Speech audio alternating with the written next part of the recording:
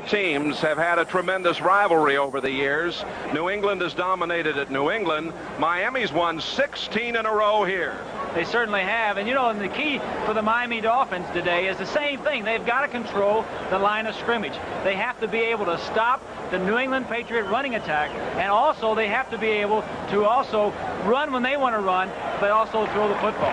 Well, you and Charlie Jones have come up with something that everybody kind of looks forward to. What is the quarterback's quote for the day? Well, the quarterback's quote, you know, this series has been going on for a long time. As Charlie said, they've played the last 17, 20 years. The team that's home seems to win all the time. The Dolphins have won 16 in a row. In Foxborough, the Patriots have won 7 of the last 8. So my quote would be, home sweet home. All right, home sweet home, says Bob Greasy, and a warm afternoon. And the heat down on the floor of this stadium may take its toll later on this afternoon. The Miami Dolphins have won the toss, and they will be kicking off from left to right. The Dolphins in their home white uniforms. The New England Patriots in their red jerseys this afternoon. And number 44, the Patriots 2-2 in preseason. The Dolphins were 3-1.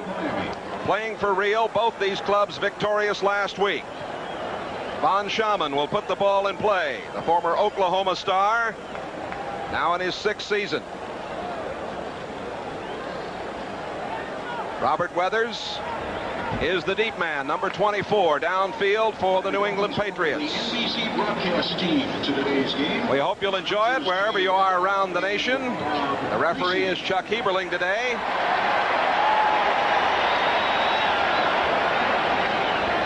The field in excellent condition. A crowd of about 65,000 watching, and the ball comes off the tee. I think that might set a record. He's gone up there and teed it up about 3 or 4 times now, Bob, already.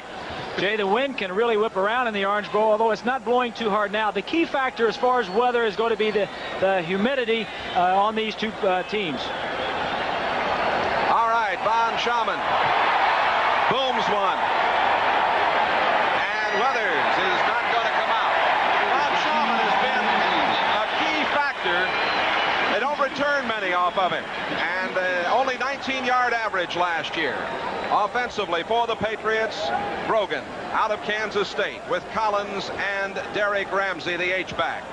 Lynn Dawson is the tight end. Cedric Jones starts at wide receiver. Stanley Morgan still not 100%, and Stephen Starring.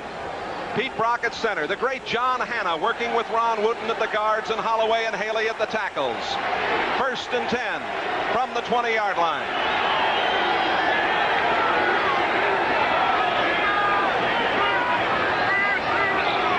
Jones goes in motion. The handoff to Collins. Outside of the 25 and up. Very close to a first down. In fact, he got it at the 32-yard line. Don McNeil, the cornerback, number 28, ran him out of bounds over there. This defensive unit for the Dolphins with Betters, Baumhauer, and Bocamper. The linebacking core, Brodzinski, Roan, Mark Brown, and Charles Bowser. Some changes there for the Dolphins. McNeil, Judson, and the Blackwood brothers in the secondary. A first down on the first play of the game for the New England Patriots. Collins carrying that ball. He had 83 yards and a 4-yard average last week at Rich Stadium in Buffalo. Collins again, the single setback, bangs his way to the 35-yard line. And Doug Betters, number 75, is there to make the tackle. Collins out of East Carolina from Little Penn Yan in central New York State. He's already in the top 5 all-time rushing for these Patriots. You know, Jay, the Patriots started off the game with a play that the Washington Redskins used last week against the Dolphins. Was very successful. The Redskins used 2 tight ends, as do the Patriots, so I'm sure they got that from the film study this week. 2nd down, a short 8. And Grogan calls on Collins once more, and he's out to the 39-yard line. Collins banging out there behind Wooten and Haley. Doug Betters, 75 on the tackle, and Bob, it's obvious in the early going that Ron Meyer wants to establish his running game. This game that is built around Collins, the fine single setback offense that we're seeing more and more of these days. And with Holloway, Hanna, Brock, Wooten, and Haley up there. They're doing an excellent job of controlling the line of scrimmage early. 3rd down and 2.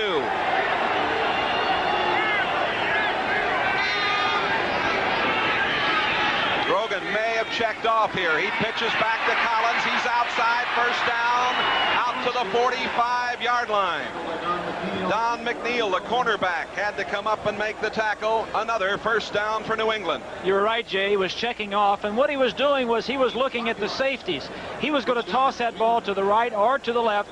He called in the huddle, toss 38 or toss 39 straight, check with me. He goes up to the line of scrimmage. He sees where the strength of the Dolphin defense is, and he checks it the other way. And the way he says that is, I'll call 3 an odd number if we're going left, and an even number if we're going right. It could be just that simple. Greg Hawthorne, number 40, has come into the game for the Patriots. That's Hawthorne coming in motion. 1st and 10 at the 45-yard line. Collins again. And he gets a couple. Collins getting a workout here. McNeil, number 28, on the tackle. The Patriots have yet to throw the ball. No surprise there, Jay. The same play they started the ball game off with, a little stutter trap to the right side. Hanna 73. This time the Dolphin defense is a little bit tougher. Stops it for maybe a gain of 2. Starring coming to the near sideline. Collins 33, Hawthorne 40, and Ramsey 88 in there with that single setback on 2nd down and 7. Up the middle, Mosi Tatupu. Tatupu in the game, the big guy from USC. He was used a great deal in the 4th period last week at Buffalo to control the ball as the Patriots had the lead. Watch John Hanna, number 73, right here on this block, on this man right here. The play is going to come right in here inside of Hanna. Let's take a look at it. Hanna 73 moves his man out, back sees it, cuts to the inside. John Hanna, an all-pro, one of the best offensive linemen maybe to ever have played this ball game. Tatupu and Collins in the backfield now on 3rd down and 2. Collins goes in motion. Play action. Grogan throws. The receiver fell down. Lynn Dawson, all alone at the 45-yard line, would have had the 1st down, but he slipped.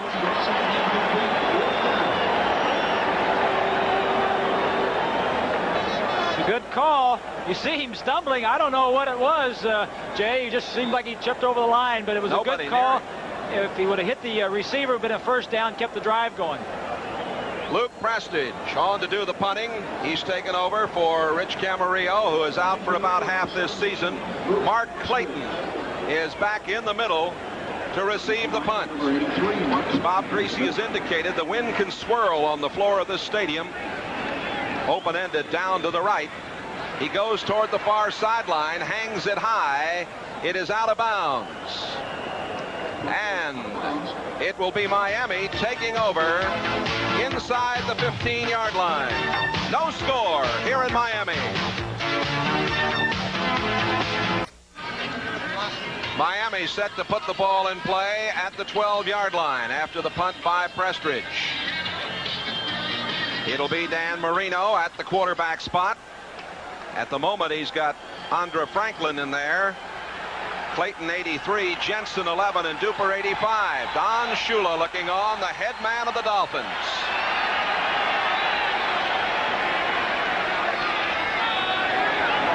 Coming in motion. Clayton, and the handoff going to Franklin. And Franklin didn't get much, a yard or 2 at the most.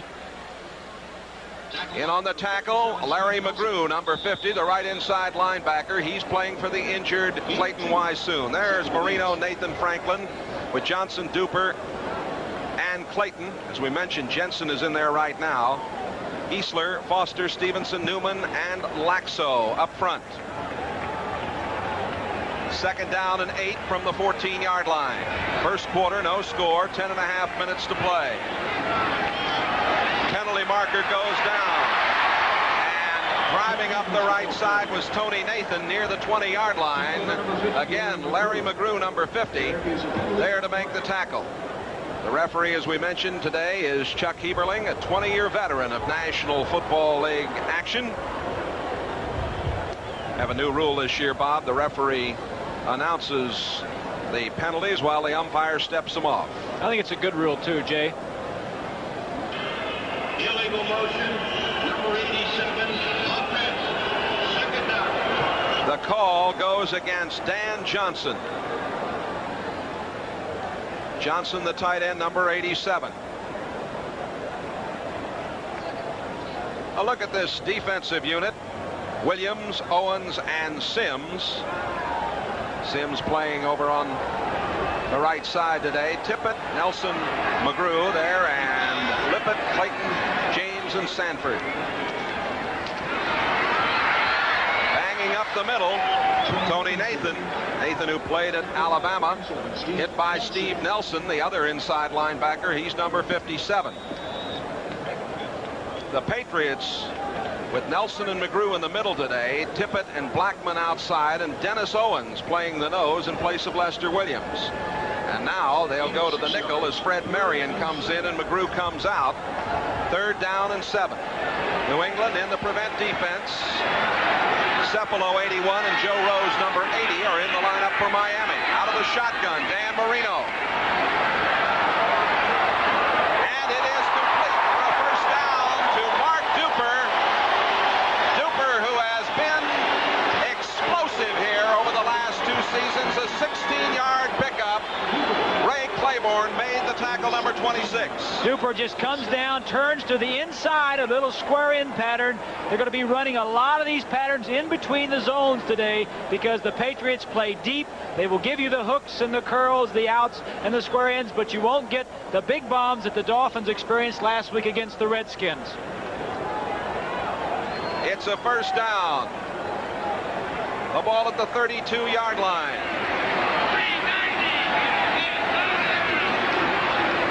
Handoff going to Andra Franklin. Franklin getting to the 35-yard line. Dennis Owens, number 98, there to make the tackle. 8 of 5. Second and 5. Take a look here at Ed Newman, the right guard. He's going to be pulling and blocking out on the linebacker. Marino's going to hand, and the play is going to come up through here. We talked about, let's take a look at it. We talked about the importance of the offensive lines. There you see the trap block, an offensive lineman coming behind the line of scrimmage and kicking out on a lineman. Clayton goes in motion to the far side. Marino throwing out to the near sideline, and a catch made at the 47-yard line by Duper. Duper hit immediately by Ray Claiborne. St. Louis has the early lead against Buffalo. Chicago 3-0 over Denver in the first quarter. In that St. Louis game, O'Donohue kicked a 23-yard field goal. And Kansas City got a 5-yard touchdown for Brown to lead Cincinnati in the early going. First down for Miami. The ball just over the 45 at the 46, and Marino to go upstairs again. Complete out to the 46-yard line of New England.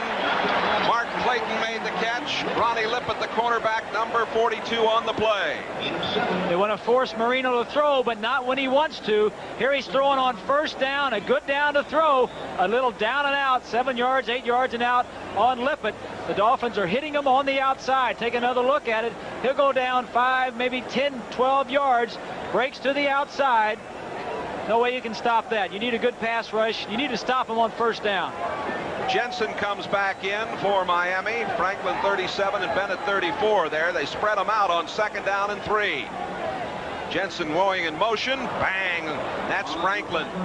Hit right along the line of scrimmage by Toby Williams, big number 90.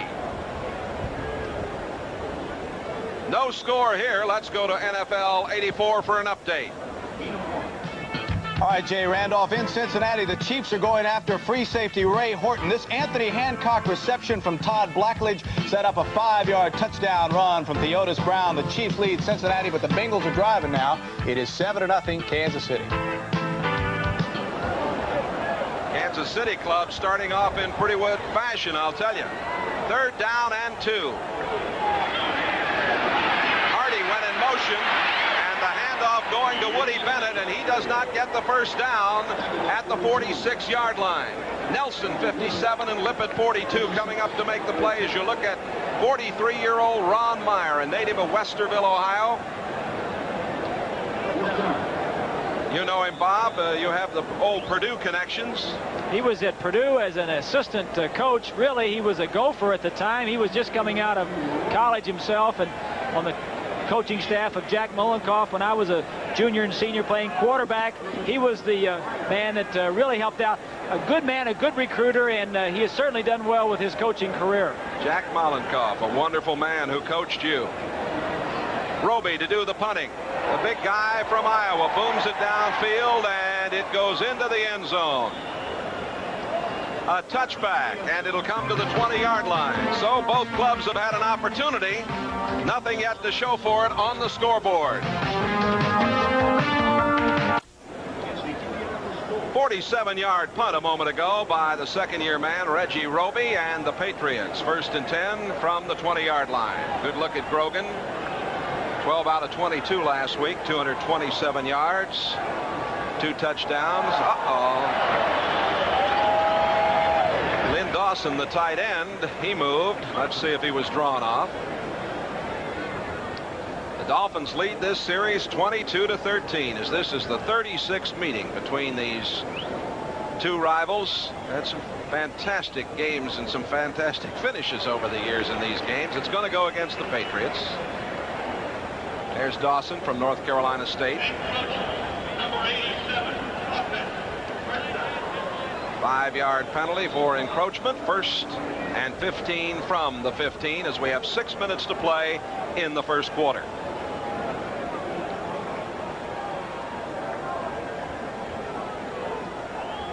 Cedric Jones coming out to the left side. Stephen Starring going to the right. In motion, Derek Ramsey. Lots of time, and the pass is too high. Well, Grogan, I think, was surprised he didn't get more pressure, and then he threw it too high, intending for Stephen Starring. Doug Betters covering in the area. That can happen to you, I guess, on occasion. You kind of lose your timing because nobody's there to harass you. I think you're exactly right. I think he was expecting more of a defense against the rush and expecting a play-action pass to have some people open downfield, and when he didn't, he was a little bit surprised. But Grogan has been playing very well this year, Jay, and he's doing an outstanding job. He feels more patient, and I think he has a better grasp of the offense that Ron Meyer brought in a couple years ago. Now in his 10th season, often maligned, but a very talented quarterback. Grogan, quick step and throws into traffic. It is complete at the 19-yard line. The catch made by Lynn Dawson, number 87, and the tackle by Mark Brown, the second-year man from Purdue, number 51. Dawson, number 8 pick back in 81, had a knee injury last season. This telecast presented by authority of the National Football League, intended for the private use of our audience. Any rebroadcast or other use of the telecast without the express written consent of the Dolphins and the NFL is prohibited. 3rd down and 10.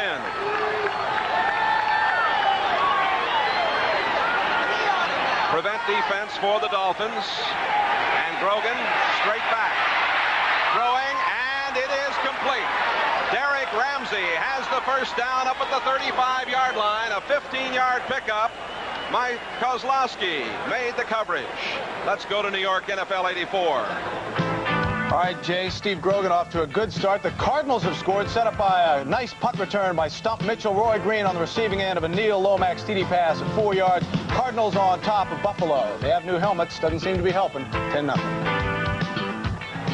Well, the Cardinals lost that one-pointer last week when O'Donohue missed the extra point. That loss at Green Bay, they were very disappointed. They think they're going to be very improved out in the Mound City. First down for New England. Hawthorne goes in motion. Collins gets the call, and he's across the 35. Collins to the 37-yard line. Ernie Roan, number 55, making the tackle. Roan, quite a find, a free agent. He was ill much of last year. You remember, had pneumonia, had some problems, but is in there playing today. Irving Fryer now in the lineup as Hawthorne comes out for New England. Collins, 31 yards on 6 carries. 2nd down and 8. 3:50 to play. No score here in the first quarter. Grogan, quick one up to the tight end Dawson again, and he is out to the 45-yard line. He's taken that quick 3-step setup back, Bob, and right now finding his tight end. I think what he wants to do, Jay, is just control the ball, control it with his first down running, and throw the safe passes 5-10 yards down the field, and just keep Marino off the football field. New England wants to dominate. They want to run 20 more offensive plays than the Dolphins. They think they'll win if they can do that. Irving Fryer, the rookie, number 1 out of Nebraska, set at the top of the screen. Starring to the left.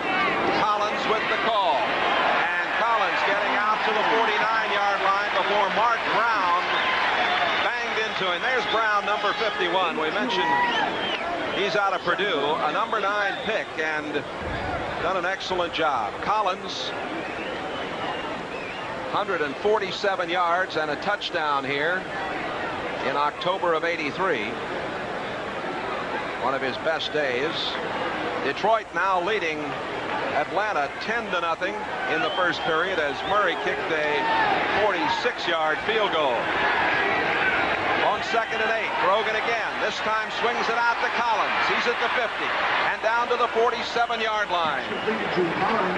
Collins rolling down that far sideline, run out by Mark Brown, number 51. Collins caught 2 passes for 24 yards last week and then rushed for 83. He's a very important man. There's Brown, limping just a little bit. Of course, the Dolphins are missing Dewey. They've had some problems and been a tough time for them. 3rd down, about 2.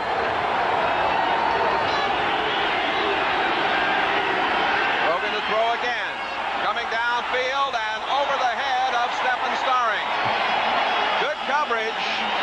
Judson, number 49, did an excellent job.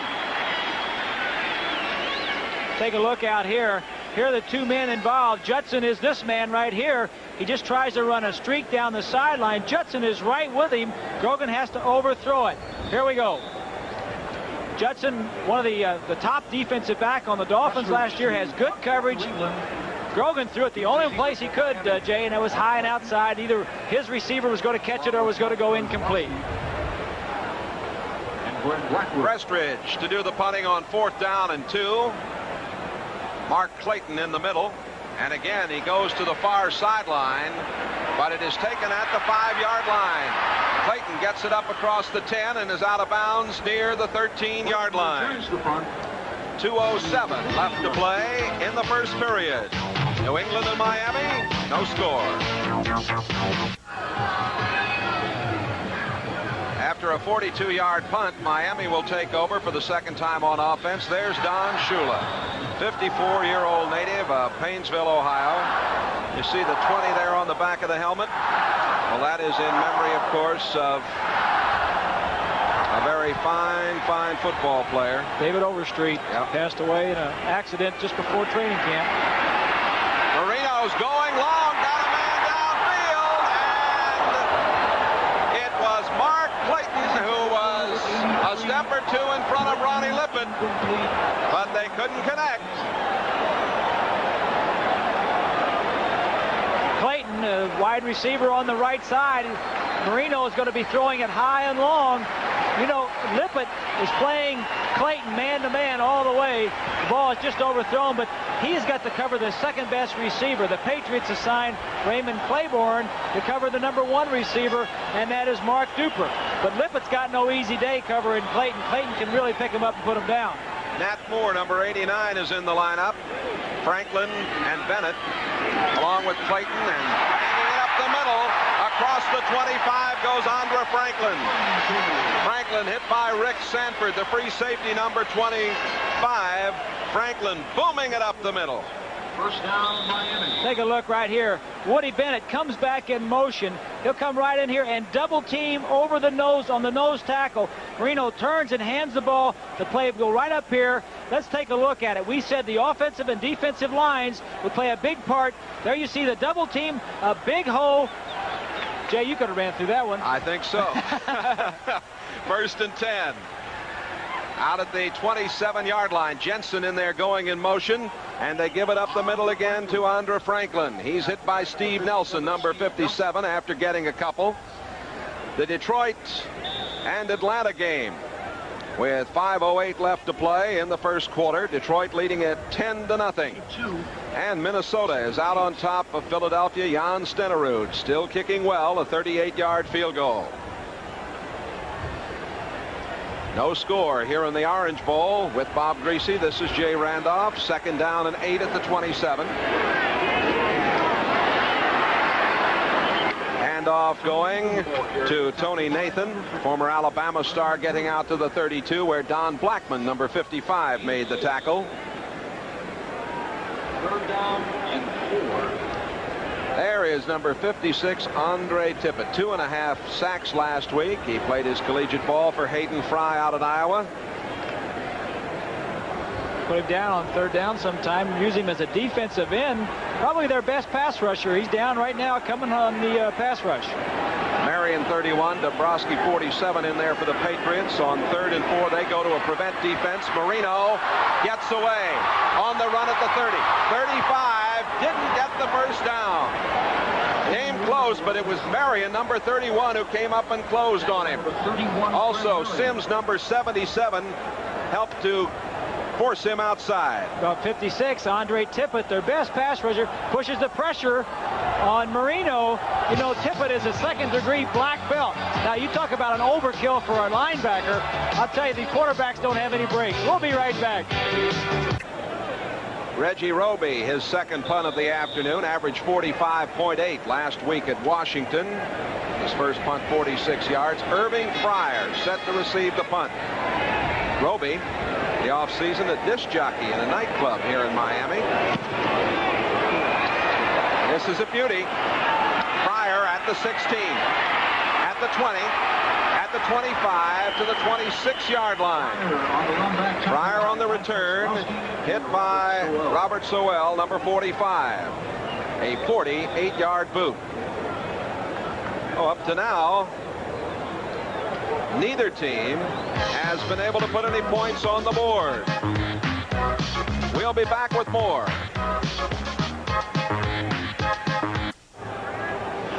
Patriots operating from their own 25. Collins, 7 carries, 34 yards. Grogan, 4 out of 7, 35 yards.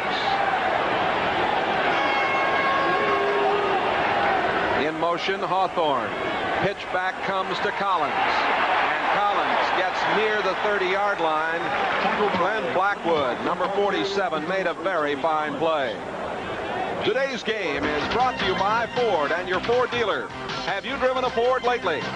By Visa cards and traveler's checks, accepted around the corner, around the world. Visa. And by Wheaties. Big time crunch, big time treat. Wheaties. What the big boys eat. And the big boys are going at it here in the Orange Bowl this afternoon.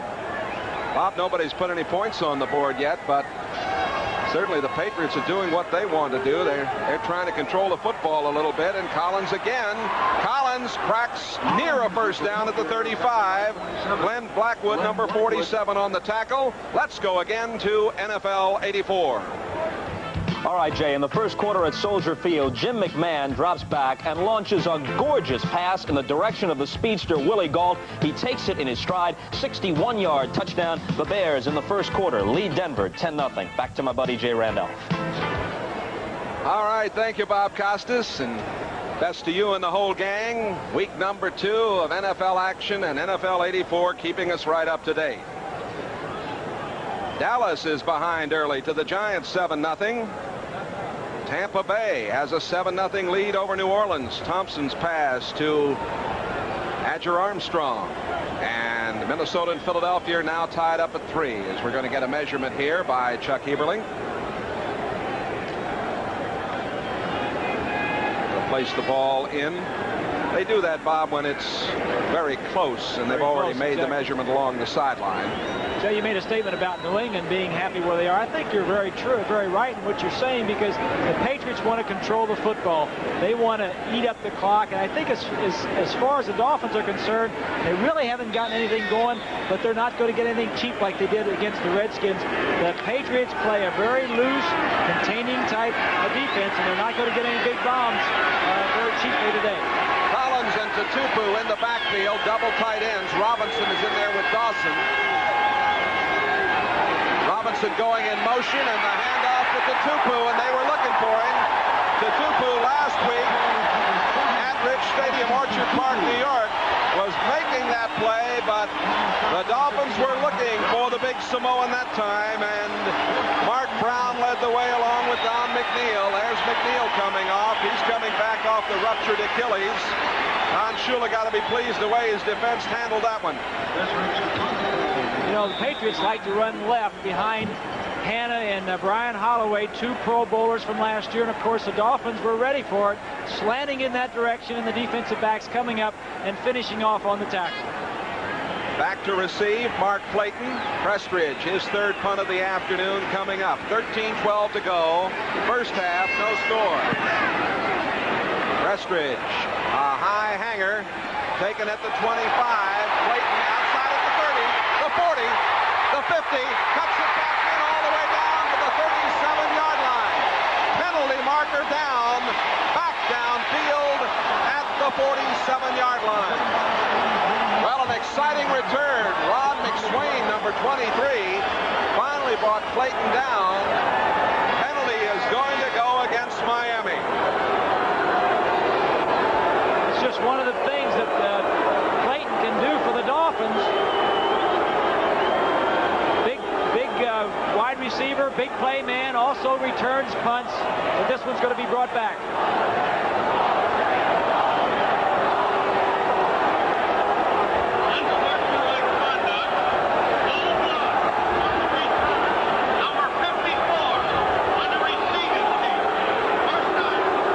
Unsportsmanlike conduct charge to Rodell Thomas, number 54 of the Dolphins. Weather's going off, and we'll get a report on him in just a moment. Back with more after this.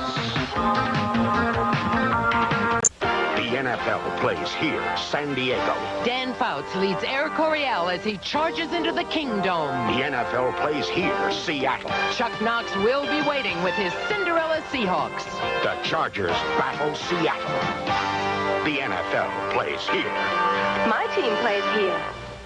For information, 326-6. The Dolphins start from their own 32-yard line with Bob Greasy, Jay Randolph. No score with 12:56 to play in the first half. Cephalo, 81, Johnson, 87, and Hardy, 84, all in there.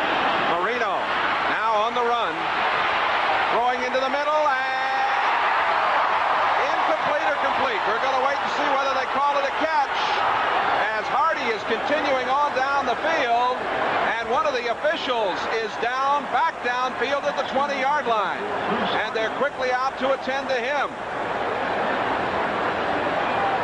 Apparently they allow the catch. Chuck Heberling, though, is more concerned with the official. Bob, I did not see whether he was hit or whether he went down or what the problem was, but they're going to bring a stretcher very quickly. I don't know if he was hit or not, Jay. It's very hot and humid in the Orange Bowl, and he may have been overcome, but you know, he is so deep in the secondary. I don't think any of the secondary people were that deep. Well, we'll try to get a report on exactly what happened in this situation. No score here in the Orange Bowl. Back in just a moment. Back in the Orange Bowl as the catch to Hardy was allowed, and the ball has been spotted at midfield. Now on this same play, we had one of the officials go down. Jay, I'm not sure who it is. I'm not either, and I don't want to say.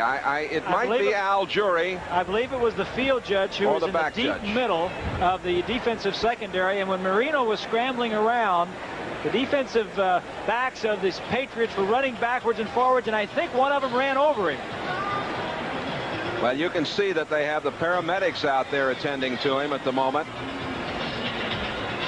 And with this pause in the play here, we're going to go back to New York, NFL 84. All right, Jay Randolph. In St. Louis, Neil Lomax has ripped the Buffalo secondary so far today. Lomax to O.J. Anderson, 17-0 St. Louis. But remember, Buffalo fell behind 21-0 last week against the Patriots, but they came back to make it close.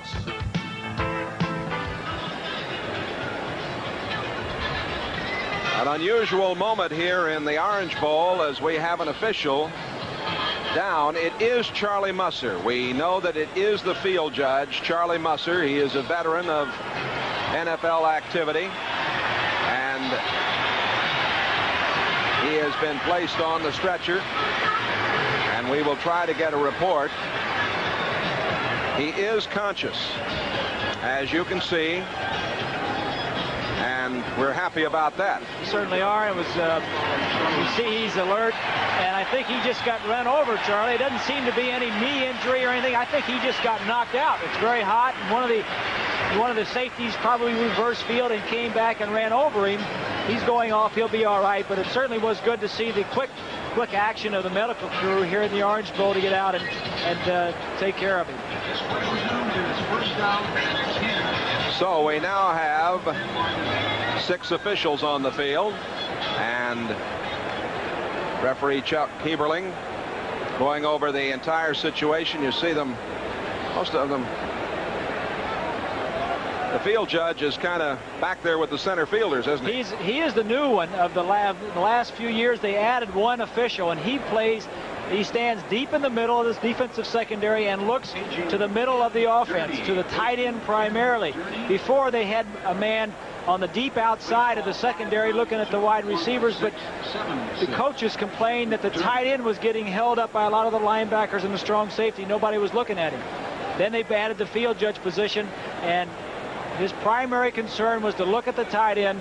Now those 2 deep officials, the side judge and the back judge, will have to help out covering that tight end. I will try to get a report on just exactly what happened to Charlie Musser. Also, we're trying to get a report on Robert Weathers, number 24, who was carried off for New England. Ron Meyer, all Big Ten academic team, the head coach at the University of Nevada, Las Vegas, rebuilt the program at SMU, 3rd year handling the Patriots. Nathan and Bennett are in the backfield. In motion, Mark Clayton. And a double reverse, and there's a problem here. In trouble is Clayton, and down he goes back at the 40-yard line. Well, the Patriots read that very well indeed. A loss of 10 yards on the play. Toby Williams made the tackle, number 90. Let's go to New York. All right, Jay, in the second quarter at Soldier Field, Gary Kubiak trying to rally the Broncos, throws long, intending for Steve Watson. It's tipped by Mike Richardson and intercepted by Leslie Frazier, the 4th-year man from Alcorn State, and so it remains 10-0 Bears. Jay? All right, Bob Costas, and here we have a scoreless game. Bob, are you surprised nobody's put a point on the board yet? 11:40 to go. A little bit surprised, Jay. 2nd down. 20. And not much there for Andre Franklin. This defensive unit of the Patriots playing an inspired football game here in the first half. Last year, Jay, they were very tough as far as allowing opponents to score points on them. They would bend but not break. A touchdown for Detroit. They lead at 17-0. And Kansas City now 14-0 over Cincinnati. Blackledge to Hancock, 46 yards. Todd Blackledge having a very good start for the Chiefs. 3rd down and 20. Marino operating out of the shotgun. Lots of time. Throws up the middle. Great catch at the 38-yard line by Joe Rose, number 80. Rick Sanford on the tackle. 22 yards and a first down. Joe Rose right here will come down, straight down, and get behind all these linebackers that you see right here. Marino drops back, Here we go. Let's take a look at it. 2 yards on the play. Joe Rose coming straight down, runs a little square in. He comes down, breaks across the field. Marino has the ball in the air before he even breaks. The mark of a very experienced quarterback, only his second year. Maybe we use the word great too often, Robert, but that was a great catch by Rose. I don't know how he was able to pick it off. Outside it goes to Johnson. And Johnson hit by Roland James, number 38, the strong safety. Very close to a first down. Take a look at the offensive line blocking. Newman, 64, slides out. Blocks Tippett, 56, gets his hands down. Very important on a pass like that. Hit him low, try to get the hands down, gives the quarterback a clear lane to throw the football. Johnson on the injured reserve in 82 had a lot of problems with shin splints. Second down and 1. Nat Moore is in the lineup now for the Miami Dolphins, and the handoff is going to Andre Franklin. Franklin has the first down as he bangs into the 25-yard line. Doug Rogers, number 65, playing at the end spot now, along with Lester Williams, number 72, the nose man, making the play. And Andre Franklin with a problem. See if we can see where he gets injured. Good line blocking. Big hole for Andre Franklin. Boy, he drove through there, didn't he? Can't see where he seemed to have some kind of a leg or ankle problem. Well, we've got a timeout with 9:48 left to play. Scoreless first half here in Miami. Back here in the Orange Bowl, Bob Greasy, Jay Randolph, the word on Charlie Musser, the field judge. He was banged in the Adam's apple by a player going by. Clotheslined, I guess. We didn't see it. All we saw when we looked was he was down. Going wide to the right. Nat Moore. Jim Jensen is in the lineup, number 11. First down. Marino using play action. Throwing. Jensen over his head. Incomplete. Jensen, the versatile performer from Boston University. Many of you saw him play in college, I'm sure. Had a great record at BU. He's 17-3-1 while he was playing there. Last week, Jay, against the Redskins, he caught 5 passes, the first 5 he's ever caught in the National Football League game. He's obviously a quarterback. Caught 2 touchdowns, plays on special teams, plays at wide receiver, tight end. That time they were trying to get him deep, had him open, just overthrew him a little bit. Second down and 10. Tony Nathan to the 22-yard line. Don Blackman, number 55, the linebacker, coming in. Withers is questionable returning. Apparently the problem is a hamstring, and Ingram has a laceration over his left eye. We're told that he probably will get back in there. There's Andre Franklin. He went out. We'll try and get an update on his injury as soon as we can, but they're falling like flies, as they say, Charlie. Jay, I mean, it's like the heat is taking its toll. And it's very, very warm down there. Third down and 7. Marino from the shotgun. Lots of time down the middle. Batted away at the last second. Intended for Joe Rose. And Roland James, the strong safety, 38, made the play. Excellent play by Roland James. Probably the most underrated strong safety in the National Football League. To the left of your screen, you'll see him coming in down to the end zone. There we see at the bottom, Rose is open. James closes to the inside and knocks it down. James was the second leading interceptor on the Patriots last year and the second leading tackler. So he not only plays the pass, but plays the run very well. Von Schauman's first field goal attempt of the regular season, 5 for 5 in PATs last week. Don Strock will hold. The ball spotted at the 29. A 39-yard attempt by Uwe von Schauman.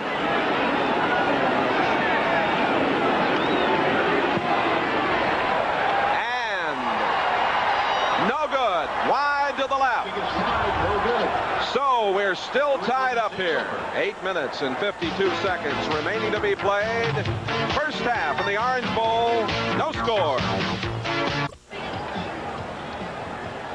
Patriots set to operate first down from their own 22-yard line. Brogan at the controls. Coming in motion, Greg Hawthorne. Collins gets the call. Collins to the 25-yard line. Bob Baumhauer, the big nose man, number 73, making the stop. There's Stephen Starring out of McNeese State. He was a quarterback there, Bob, and of course he caught a big pass last Sunday at Rich Stadium in Orchard Park, New York, that 65-yarder that got them started. They went out to a 21-0 lead, did the New England Patriots. 17 catches and 83 for him. Quite a performer. Second down and about 7. Grogan with lots of time, and he was trying to bail out to Collins. That's the second time today that it has appeared that Grogan has had so much time he just couldn't make up his mind. Mark Brown tipped that ball. Here's Starring on the play. Let's take a look at Starring. He was looking downfield for Starring. McNeil jams him legal within 5 yards of the line of scrimmage, and then Starring comes into another defensive backs area. Grogan was looking downfield, and that's why the hesitation, Jay. Came back off and tried to dump it, but the pass was deflected.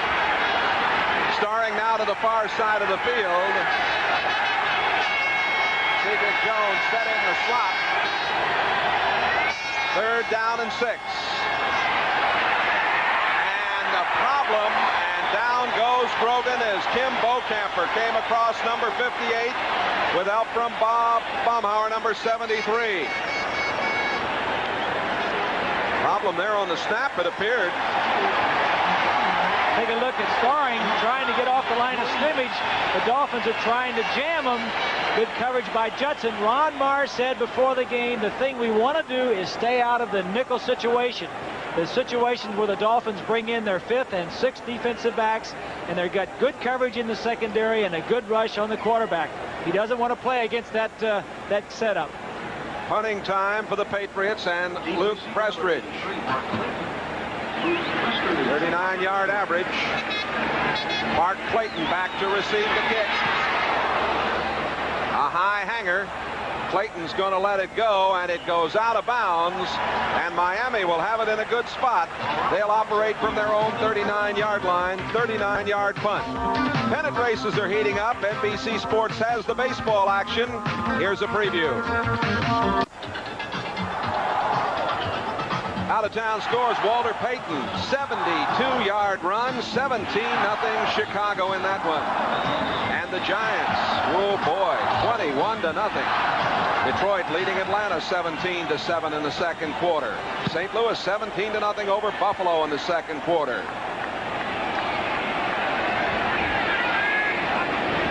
Miami with excellent field position, and the handoff goes to Tony Nathan. He's across the 41-yard line.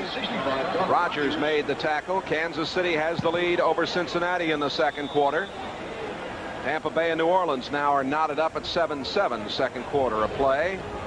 Minnesota and Philadelphia tied at 3 in the second quarter.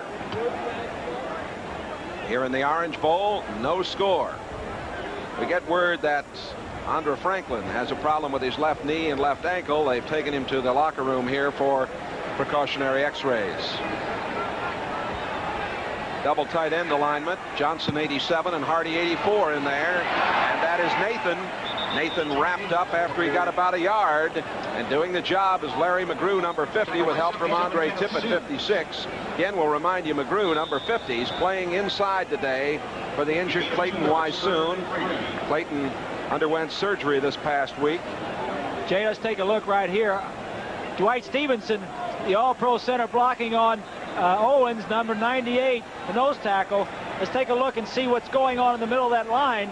Stevenson firing out, gets a little help from Newman. Good block on the nose tackle, but the rest of the Patriots come and make the tackle. Third down and 3. Marino throwing and intercepted at the 45-yard line by Don Blackman. Blackman, who has fine ability, his 4th career interception. The big guy from Tulsa picked it off, and an errant throw by Marino. Don Blackman, one of the big play linebackers for the Patriots. Good coverage on the tight end, cuts in front of Rose. Marino not throwing the ball far enough to the sideline. Rose comes up and makes a tackle. We'll be right back. It's a tie ball game.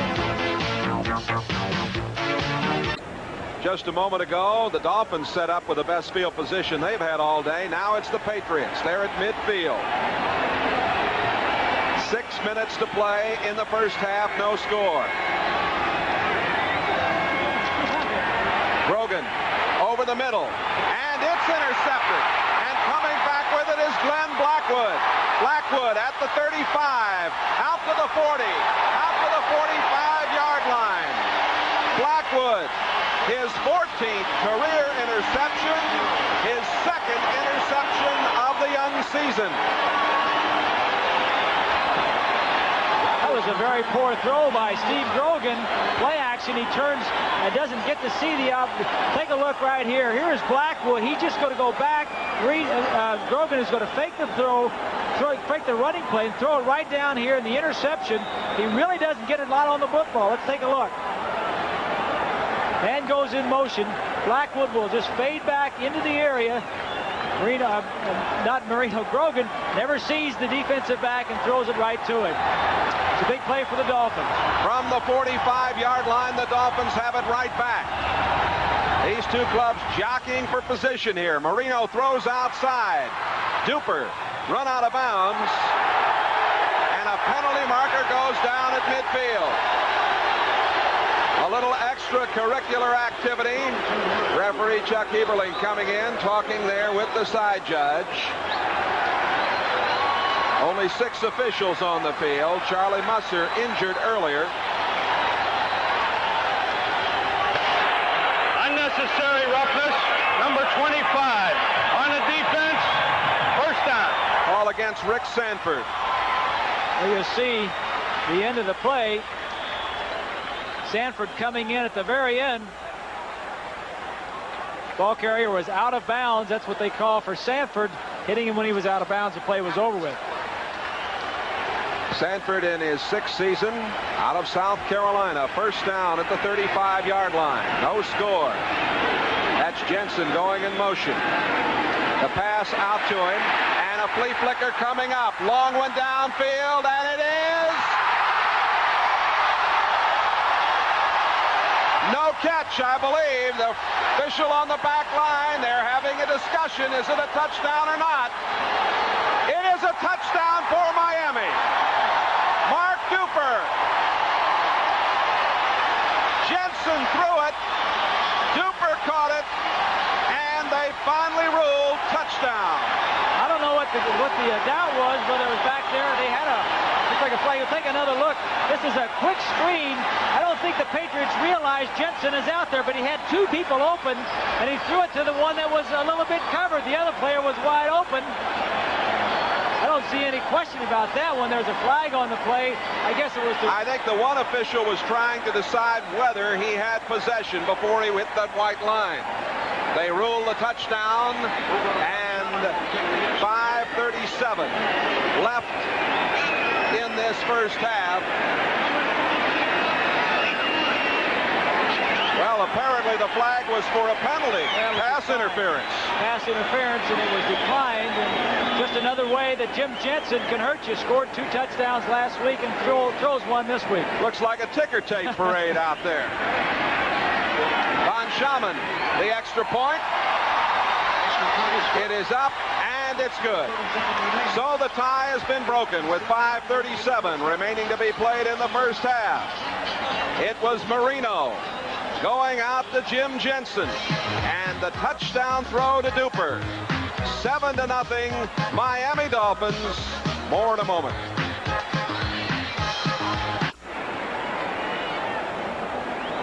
Uwe von Schamann to kick off. Miami gets on the board. They lead it 7-0.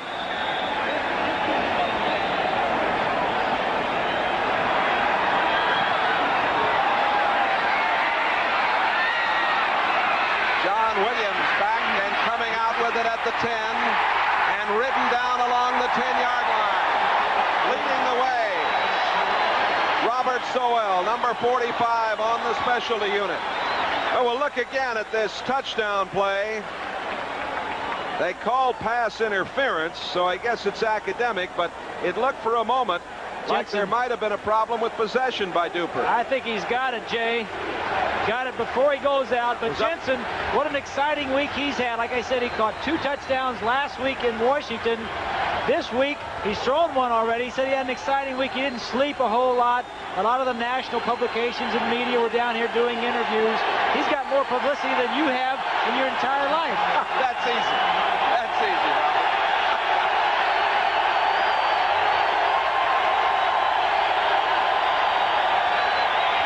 Handoff to Collins.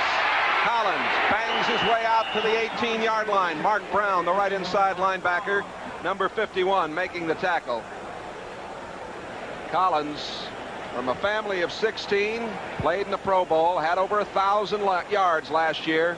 Did you say a family of 16? That's right, 16. They said he put on about 12 pounds this offseason. Evidently, he wasn't at home because Must not have been I at don't home. think he's going to. Or they sure do cook up a mess of good stuff there anyway. Second down and 2.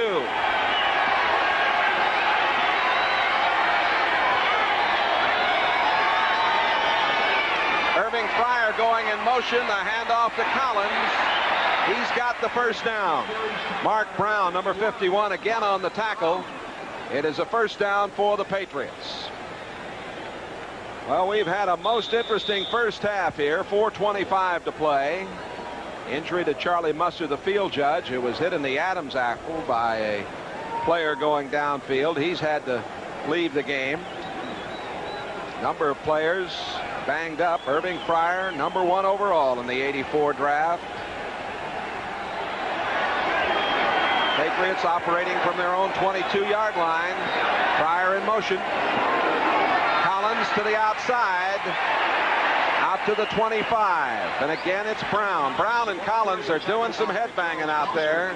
Also coming up on the play, William Judson, number 49, for the Dolphins. Second and 7. Patriots are trying to run to their left behind Holloway and Hanna, trying to run at the Dolphins' right side. In the past, Kim Bocamper has gotten the reputation of not being strong against the run. He's doing very well today, and that's where they're trying to do a lot of their business. 60 yards for Collins on 13 carries here in the first half. Second down and 7. Grogan using play action on the run now. Grogan coming to the sideline, got a block, and has the first down. He had to sacrifice himself a little bit. Lynn Dawson did a good job of setting up a block for him. Mark Brown again on the tackle. He's having a fine first half on defense. Steve says he doesn't like the run as much as he used to. He's had a few knee problems over the years, some injuries. He just as soon throw the ball away. There was good coverage in the secondary, no place to go with the ball, so he took off and ran with it. You can relate to that. Collins comes out of the game now, and Craig James is in. James from SMU, the free agent. He's been held out, of course, has been bothered by a knee injury, but he's number 32, and he's in there now. 88, Ramsey going in motion, and that is Craig James. And he got about a yard, just shy of the 40. Mark Brown again on the tackle. Rudzinski, 59, helping out. 2 minutes and 15 seconds remaining to be played in the first half. They're giving Brown a big hand, and he's coming out now. Brown's made about 5 straight tackles, Robert. He's an excellent player. He needs to get in there and get a little bit playing time. He got a lot in the preseason because of the injury to A.J. Dewey. He was a leading tackler in the preseason. He's a fine football player. 2-minute warning given to both benches here. Miami has the lead over New England, 7-0. 7, New Orleans 7. Second quarter. Don Shula. He's got a new gentleman on his staff, Chuck Studley. His new defensive coordinator is Bill Arnsberger, has moved on to LSU, got himself a tie yesterday. Ron Meyer in his 3rd year with the Patriots. We received word that field judge Charlie Musser was hit in the throat, and his blood circulation was stopped momentarily, causing him to pass out. He's okay, but he will not return. Grogan on the run again, and throwing, and and he couldn't get it to Lynn Dawson. They were doing a little extra play calling themselves, between themselves, Bob, trying to get something going. Charles Bowser, the linebacker, 56, kind of messed it up. What he was trying to do, Jay, is trying to get Dawson to go down the field. When he was scrambling towards him, he was covered, wanted him to go down the field so he could loop it to him. Dawson didn't get the word fast enough, and it fell incomplete. Derek Ramsey out of the game now for the Patriots. Hawthorne comes back in. He's coming to the near sideline. Steve Grogan, number 5 draft choice back in '75. The Dolphins in a prevent defense, 3rd down and 7. They're up there faking blitz. They drop out of it. And the throw is complete. A fine catch at the 40-yard line by Irving Fryer. Well, there you saw the wonderful athletic ability of Fryer as he just threw himself into the air to make that catch. An outstanding catch by Fryer as we see the hurry-up offense. Ronnie Meyer says he's something special. 23-yard pickup and a 1st down at the 38-yard line. Patriots down 7-0, trying to get on the board before the half. Grogan to the far side, complete and out of bounds, stopping the clock goes Stephen Starring. Starring out of bounds at the 31-yard line. A minute 19 remaining as the 2-minute drill is into effect for these Patriots. Gain of 7 yards, 2nd and 3. 2nd down and about 3. Miami leading 7-0. Coming up at halftime, of course, we'll update you on all of the action in the National Football League, NFL 84. Bob Costas and the crew, again, doing such a splendid job. Ron Myers, club down 7-0, trying to get back in it here.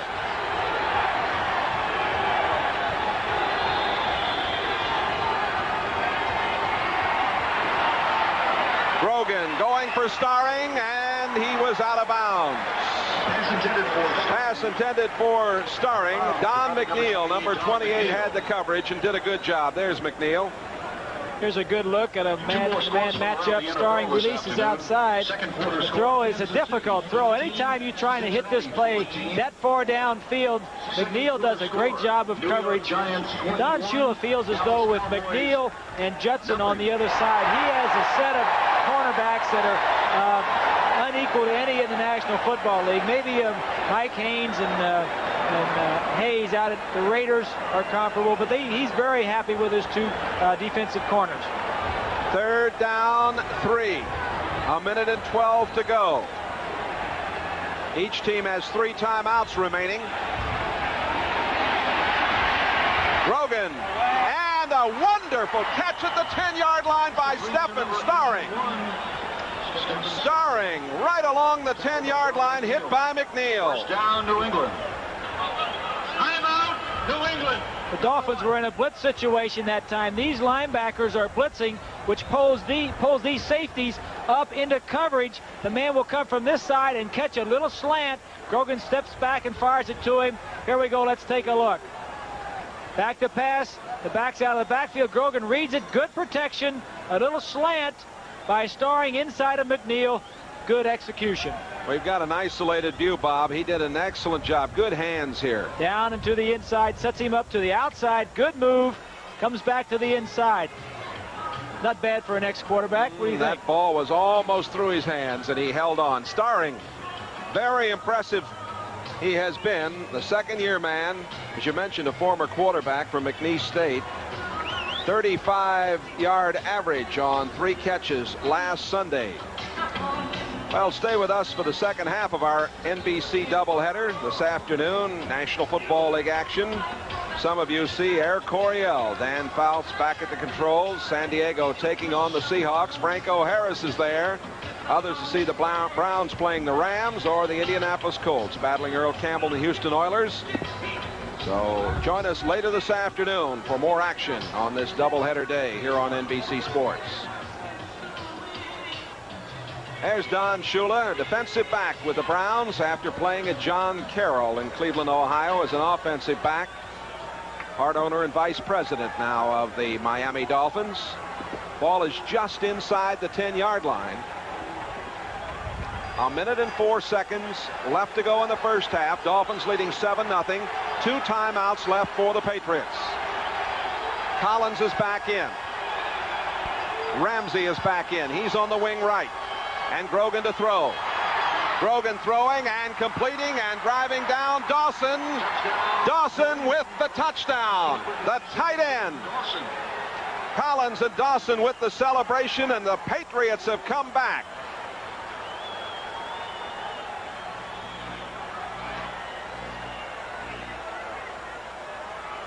It's a good throw by Steve Grogan, Jay. Big play for him. The 2-minute drill works. Here we'll see. Here's one wide receiver. He'll clear it out. Dawson comes from this side and is coming across the field. Will catch the ball over here as this receiver takes his man out of the play. Here it is. You're having a man-to-man coverage. Good read. Good running at the end of the play.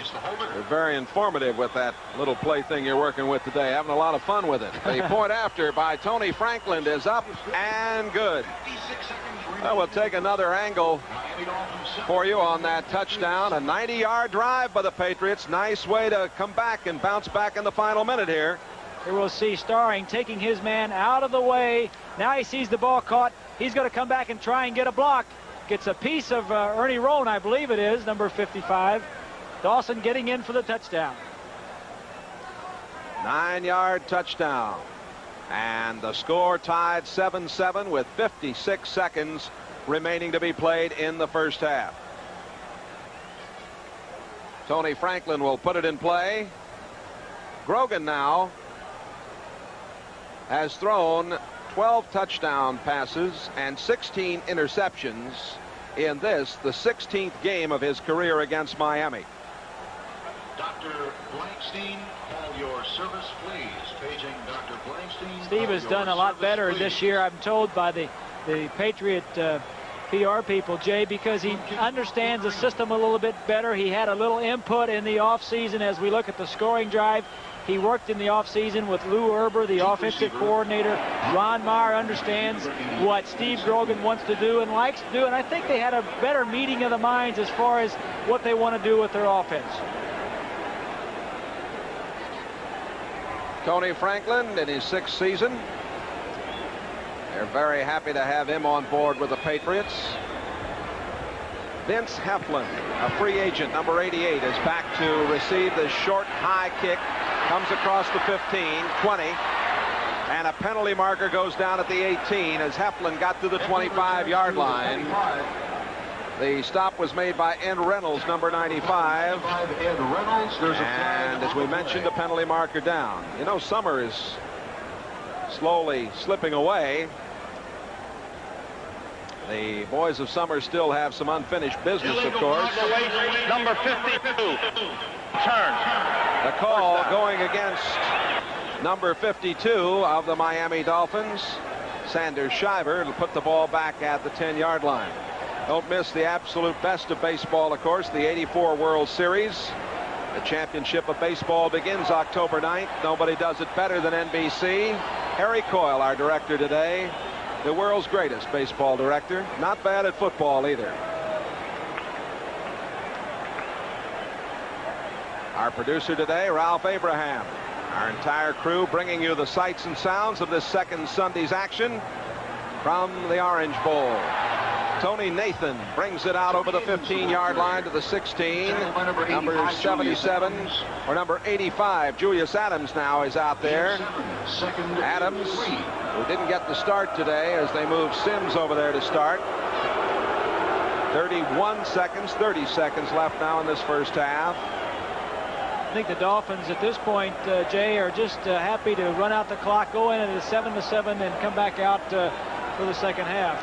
And some of the fans would like to see them try to get some more points on the board, but the Dolphins are satisfied to sit on it here, tied 7-7.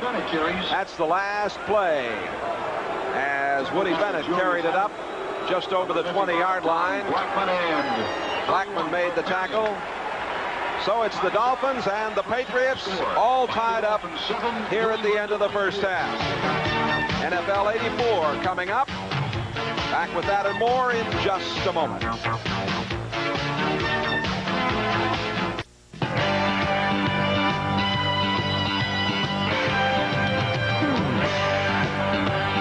back to NFL 84, and we say hello to those of you who have been watching the Buffalo-St. Louis and the New England-Miami games. Let's check the scoreboard. First of all, in that Patriot-Dolphin encounter, Ron Meyer takes the Pats into the Orange Bowl, where they haven't won since they were known as the Boston Patriots way back in 1966. Miami has beaten New England 16 consecutive times on this field. Now, after a scoreless first quarter, Steve Grogan drops back to throw for New England. It's intercepted by Glenn Blackwood. He'll dance around a bit, turn it into a good return, back to about the Miami 45-yard line. And then at that point, Miami embarks on the game's first scoring drive, and here is how it ends. From the 35-yard line, the flea flicker to Jim Jensen, the third-string quarterback, into the end zone. Beautifully thrown ball and a leaping catch by Mark Duper. There was some question as to whether or not he had stayed in after juggling it, but the catch was good. New England immediately strikes back. 90-yard drive culminated by this 9-yard flip to tight end Lynn Dawson, ties the game up at 7-7. During that drive, Irving Fryer, the #1 draft choice for the Patriots, caught his first NFL pass. They are late in the first half at Soldier Field in Chicago, and the Bears are on their way to going 2-0. They lead Denver by a score of 27-0. There's John Elway, #7, sidelined by a sore shoulder and standing next to Coach Dan Reeves. He watches in the first quarter as the Bears, already leading 3-0, make it 10-0 on this beauty. A 61-yarder from Jim McMahon to the speedster Willie Gauld. And then 17-0 moments ago, Matsui scored to make it 27-0. And look what happened earlier in the first half. Kubiak is belted by Tyrone Keys. He had to be taken out on a stretcher, and that meant that Elway, despite the fact that he is ailing, had to come back into the game to quarterback the Broncos, who trail it 27-0. They are at halftime at the Meadowlands, and Phil Simms is on fire. 2 more touchdown passes. Yes, that's right. The Giants lead the Cowboys 21-0 at halftime. Also at halftime in Atlanta, Detroit is in front of the Falcons. The score there, 17-10. Bill McAtee, what's going on? Well, the Cardinals have reached agreement with their #1 draft choice, Clyde Duncan, the fine wide receiver out of the University of Tennessee, who played behind Willie Gault, but it doesn't look like Neil Lomax needs him. He has had an excellent first half. Kay Stevenson has been frustrated in the first half. Cardinals took a 3-0 lead on a Neil O'Donoghue field goal, and then this punt return by Stump Mitchell of 38 yards brought the ball down to the 20-yard line of the Bills, and that set the stage for Mr. Lomax to go to work. 2 plays later in the first quarter, Neil Lomax, a 4-yard touchdown pass to #81, Roy Green. And then later in the first quarter, Lomax again, another 4-yarder to #32, Otis Anderson. The extra point was good. It was 17-0 Cardinals. Anderson scored on a 2-yard run a bit later, 24-0 Cardinals. And you have to like the job that Todd Blackledge did in his first pro start last week against the Steelers. He is building on that again today. Sam White still looking for his first win as a head coach for the Bengals, and Blackledge hit this 46-yard TD pass to Anthony Hancock, who makes a great catch. Watch this catch in traffic, the third-year man out of the University of Tennessee. But the Bengals caught a break, and you got to figure that Carlos Carson would like a chance to catch this ball back again. He misses it, tipped into the hands of Ray Horton, who replaced Ken Riley. He goes all the way. It was 14-7 Kansas City. The Bengals tied it up a bit later on a 2-yard run by Charles Alexander. It's 14-14. Halftime down at Louisiana Superdome, 10-7. The Buccaneers lead this ball game. Minnesota and Philadelphia. It has been a defensive struggle. It is 6-3. Paul McFadden has hit 2 field goals for the Eagles, one of 37 yards, and Bob, one of 27 yards. Bill, you mentioned St. Louis having their own way with Buffalo. There are those who think the Cardinals will be the dark horse team in the NFL this year. Team to watch. Yes, sir. All right, stay with us now as NFL 84 halftime activities continue. We're coming back following these messages and a word from your local stations.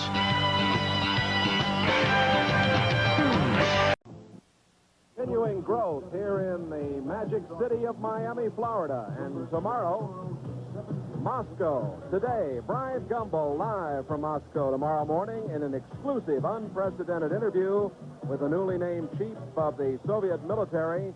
Bryant Gumbel tomorrow live from Moscow here on NBC.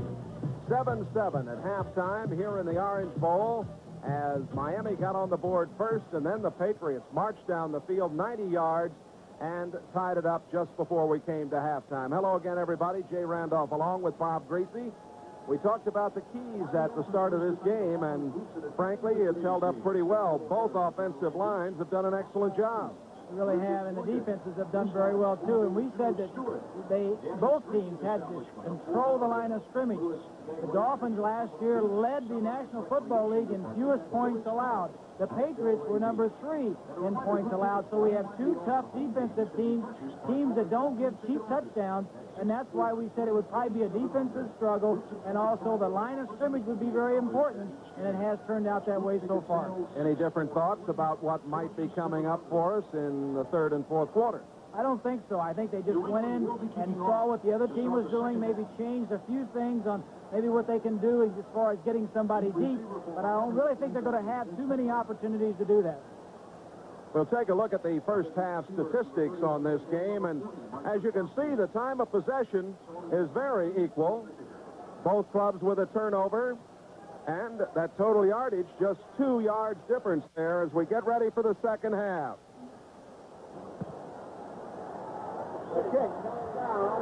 And returning for the Miami Dolphins, bringing it back. Returned by Vince Heflin. Heflin getting it back. As Reynolds made the tackle, they'll start from the 27-yard line. There's Mr. Luongo, George Luongo, who's been with, well, he's been with the Patriots a long, long time, hasn't he, George? He has that big job, you know, of coming out and getting that kicking tee. Doesn't let anybody else do it. Oh, he loves it, too. He hustles out, picks it up. You know, the last time the Patriots beat the Dolphins in the Orange Bowl, George was here. Nobody else on that sideline can say the same thing. Not the players, not the coaches, only George. That was 1966, 20-14. Marino starts out throwing. Over the middle. He's got his man. It's Tony Nathan. Nathan at the 40, up to the 45-yard line, the first down. Marino going short over the middle that time. Ronnie Lippett, number 42, made the tackle, a pickup of 17 on the play. Nathan, he saw, you know, I'm always amazed at the marvelous balance that Nathan has.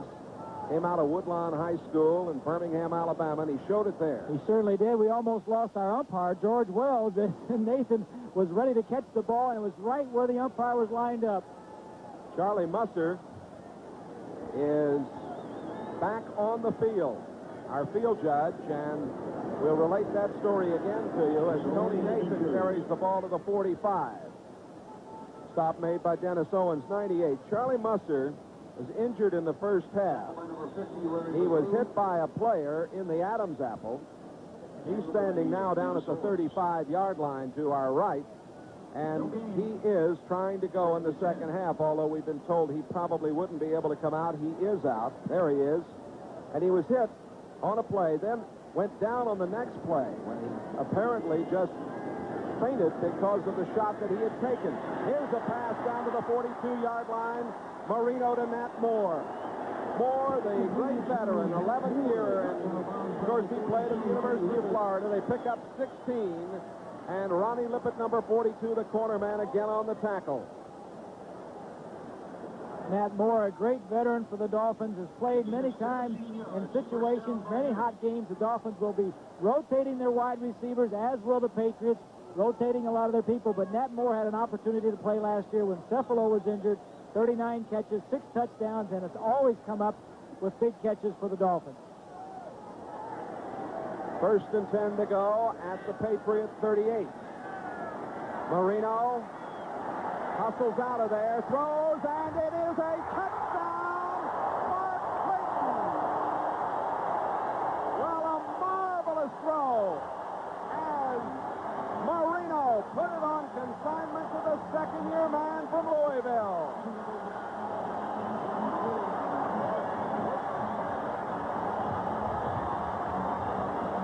Mark Clayton will be coming from the left of your screen. He runs a deep corner pattern. Wide open. Marino has the strength to get it out there before the safety Stanford gets to him. I'll tell you what, Jay, the two wide receivers for the Dolphins, Duper and Clayton, both young, both second-year players, really add some zip to the passing game. Of course, Marino's has a little bit to do with it also. Well, he sure threw that one very well. He saw his man and came through. The point after, Uwe von Schumann puts it through from the hold of Don Strauss. Miami's back in the lead. Early in the third quarter, 14-7. Those Dolphins have retaken the lead. Shula, of course, his 22nd year as a National Football League coach, 15th here with the Dolphins. He was your coach, Bob, and no question he is one of the very, very best. I don't think there's any doubt about that, Jay. He's well respected by all the other coaches and players in the National Football League. Von Schamann, born in West Berlin, puts it in play, and that's Williams coming out at the 10. Penalty marker down as he got to the 17-yard line. And the call may go against number 95, Ed Reynolds. And Eddie Hill. The flag was thrown right there. Robert Sowell, number 45, made the tackle. Chuck Eberling.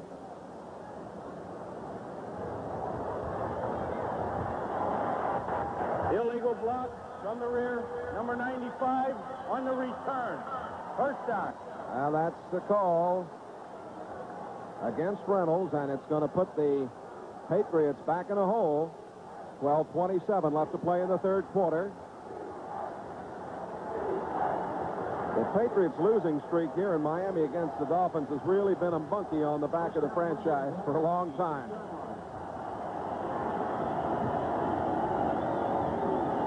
From the 8. Rogan hands it off to Collins. Not much there. They were keying on the big guy. Tackle made by Bob Brzezinski. Today's game is brought to you by Chevrolet, with the performance, style, quality, and value that make up today's Chevrolet. By Stroh's and Stroh Light, fire brewed for smoother taste. And by Ryco Corporation, makers of automated office equipment and cameras. A loss of about a half a yard on the play.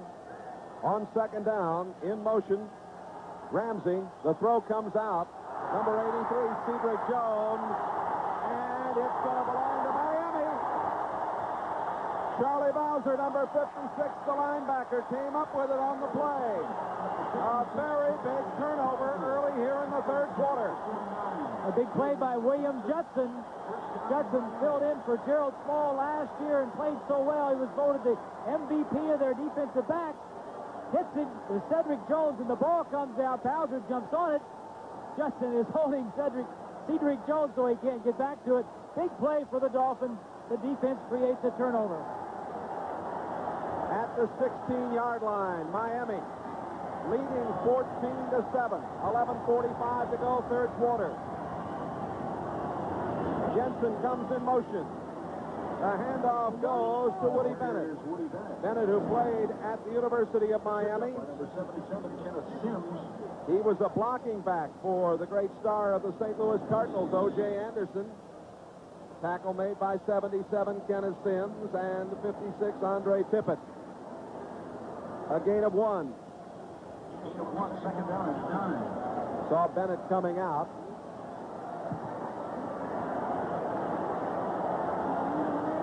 Duper is wide to the right side. Clayton set to the left. The throw. Touchdown to Mark Clayton.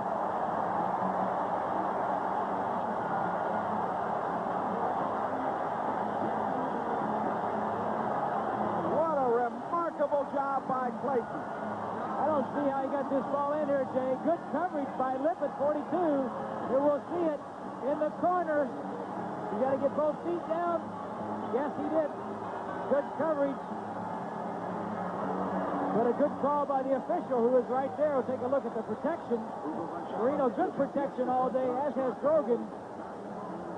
I tell you, Mark Clayton has really added a new dimension to this Dolphin offense with the speed and excitement. Punt returner, pass catcher. The extra point try by Von Schamann is good. 11 minutes to play in the third quarter. And the Dolphins now lead it 21-7. Robert Weathers for the Patriots out for the rest of the game, a sprained right knee, the third-year man from Arizona State. Marino is now 12 of 16, 176 yards, 2 TDs and the interception, as Miami has bounced out to a 21-7 advantage. A big play by the defense setting up the touchdown by William Judson, causing a fumble. The Dolphins were number 2 in the National Football League in the turnover edge. They had more turnovers in their way than everybody except the Washington Redskins. The kick coming down. Williams wisely decides to down it, and it'll come out to the 20-yard line. These Patriots have beaten the Dolphins in Florida in regular season play. They did it twice. That was in the AFL. The Patriots won here in the Orange Bowl 20-14, as we told you, in '66. That was the Dolphins' first year in the AFL. The Dolphins won the next 2 years, and then in '69, last season of the old AFL, Patriots beat the Dolphins in Florida. That game was played over in Tampa. Do you remember why, Bob? No, I don't. You don't remember why, huh? Handoff goes to Tony Collins. Collins getting it out to about the 22 or 23-yard line. Bob Baumhauer, number 73, made the play. I think we got to give credit to the Dolphin defense. Last week, the Redskins really ran through them. If the game hadn't been such a blowout, the Redskins could have controlled the ball a lot longer. I think the Dolphins defense today the run defense is really doing a much better job at stopping the run. Chuck Studley, the defensive coordinator, when he came in, his first priority was shut down the run this year. The Dolphins were not that good at it last year. 2nd down and 6. And it's behind the intended receiver, Irving Fryer. That pass might have been picked off by McNeil because Grogan threw it behind Fryer. Irving Fryer, 28. Number 1 draft choice in the draft this year. Miscommunication. Either he was looking the wrong way. Usually with an experienced quarterback like Grogan and a first-year player like Fryer, that will always be the fault of the young receiver because he's not where Grogan expects him to be. He hasn't been practicing, though. He's been injured most of training camp. 3rd down. He's had some cracked ribs. Ready to go today. Grogan on the run. Throwing, and the penalty marker goes down. Pass interference call at the 30-yard line. Paul Langford in the nickel for the Dolphins, number 44 against Derek Ramsey.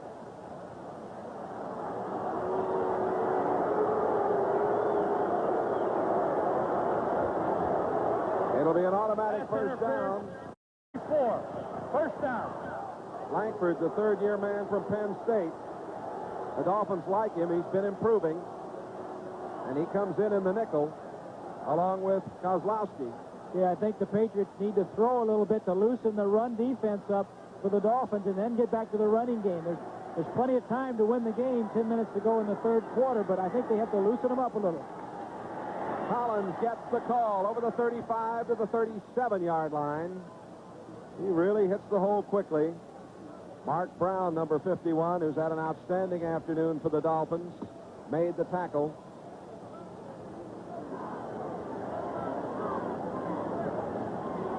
The Patriots and the Dolphins, 2 of the outstanding teams in the American Football Conference, going at it here. Patriots have lost 16 in a row here in the Orange Bowl. Collins trying for the first down, looks to be a little shy as Ernie Roan, number 55, made the play. Bob Baumhauer, number 73. Well, here is the New York Giants on the verge of a very, very big win, 28-0, as Sims has thrown an 18-yard touchdown pass in the 3rd quarter. Philadelphia leading Minnesota 9-3 as McFadden has kicked a 49-yard field goal. It's 21-7 Dolphins. 3rd quarter with 8:45 to play. Tutupu is in the lineup behind Grogan. 3rd and 1. Tupu gets the call, gets the first down, almost got outside for lots more. Lyle Blackwood held on. It's a good thing he did. Blackwood, number 42, stopping Tupu. Tupu has played well against the Dolphins down through the years, Jay. Remember a couple of years ago, I think you and I did the snowplow game up in New England where it snowed. Tupu played the entire ball game. I'll never forget it. The weather's a little bit different today. It sure is. No snowplow needed here today to clear the field. Ball at the 49-yard line. Patriots moving it with 7:55 to go in the third quarter. They're down 21-7. Grogan gets it out to Tupu, and down he goes. Good play by Ernie Roan. Roan, who played at Little Henderson State, a free agent, now in his 9th year. Gain of 2 yards, 2nd and 8. We mentioned, of course, the untimely deaths of a couple of the Dolphins. And I'm reminded, of course, that Larry Gordon passed away in June of '83. Bowser playing over there in his spot. And, of course, Rusty Chambers, the auto accident in '81. It's been tough go for them. Receiver was not looking. And it was intended for Ramsey. Glenn Blackwood's really upset with himself. He thought he should have had an interception, as Grogan and Ramsey were not communicating on that one. What happens in a situation like that, Jay, the receiver will read one coverage, the quarterback will read another. Now, if you have a set pattern on, but if you see a different coverage or a coverage that you're not expecting, then sometimes an adjustment will take you somewhere else. Grogan read it one way, and obviously Ramsey read it another way. Grogan is 10 out of 19 for 105 yards, facing 3rd down and 8.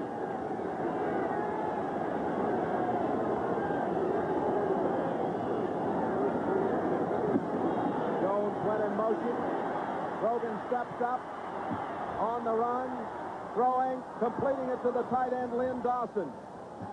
He was almost over the line of scrimmage when he got the pass away. He was very careful. You saw him slow down, make sure that he got that ball away before he got over the line of scrimmage.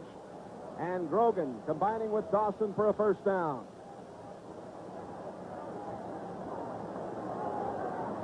Take a look at Steve Grogan making a big play for the Patriots.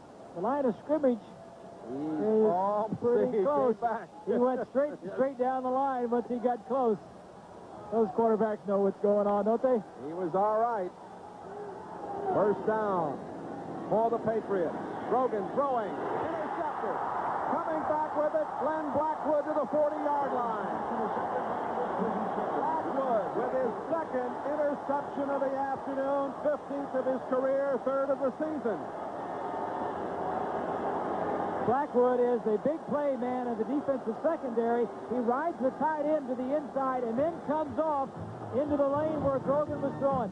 Grogan never saw Glenn Blackwood. Big interception. We'll be right back. Miami leads it by 14. He's coming across. I think what happened, Crosby beat someone else's man because that can't be his man. He came all the way from the right side. He was just the closest guy to get there.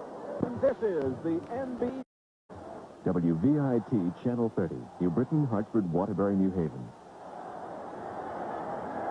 With Bob Greasy, Jay Randolph in the Orange Bowl. The Dolphins leading at 21-7, 6:53 to go, third quarter. The Dolphins operating with the football after the interception up the sideline for Jensen. Intercepted right back. Roland James, the strong safety, took it in front of Jim Jensen. That's the 2nd time today that we've had that situation, Bob, where they've gone back and forth on interceptions. Exactly right, Jay. And this time Marino forces it. He's got Jensen, the ex-quarterback, out there. He does an out and up, the little pump fake. James says, I'm not going to have any of that. I'm going to play deep. He shouldn't have thrown the football. James gets it, makes the interception, and that's a good situation where the Dolphins and Marino were trying to force something to Jim Jensen. Jensen's done a lot in the last 2 weeks, but that time he should have gone somewhere else. 6 minutes and 45 seconds left to play as we look at Roland James. James played at Tennessee, an All-American there. 15th career interception, a #1 round draft pick. Mike Charles, 71, now at right end for the Dolphins. In motion, Cedric Jones, and the handoff going to Collins. 45, 47-yard line. Collins near a first down. Lyle Blackwood on the tackle. Let's go to New York, NFL 84. All right, Jay, the Patriots and the Dolphins continue to trade turnovers today. And in St. Louis, another impressive Cardinal drive led by Neil Lomax. Stump Mitchell off the right side. 8 plays, 53 yards. Cardinals are putting it on Buffalo. 31-0. They're threatening again. Well, the Big Red of St. Louis having a banner day. Bill Barnett, number 70, now in at the nose position for the Dolphins as Collins has a couple of yards to midfield. Grudzinski, number 59, on the tackle. That's Cleve Bryant giving the signals to Steve Grogan for the next play. Call that one, Jay. Would he whistle in there? The wig-wag system, huh? The pat of the belly could have been the formation. The hand signal could have been the play, and then he could have been telling him to go to a receiver if it's a pass. You spend more time learning those signals than you do practicing almost. Might have been asking for a curve on the outside of the plate. You never know. Grogan to the far sideline and right through the hands of Stephen Starring. And he's a little upset with himself. As Starring comes back into his huddle, we'll tell you that Collins is on target for a 100-yard day. Collins, 85 yards on 19 carries. Second quarter, Chicago Bears 27, Denver nothing. We get word that the precautionary x-rays taken on the knee problem of Andre Franklin are negative, but he will not return today. 3rd down and 8.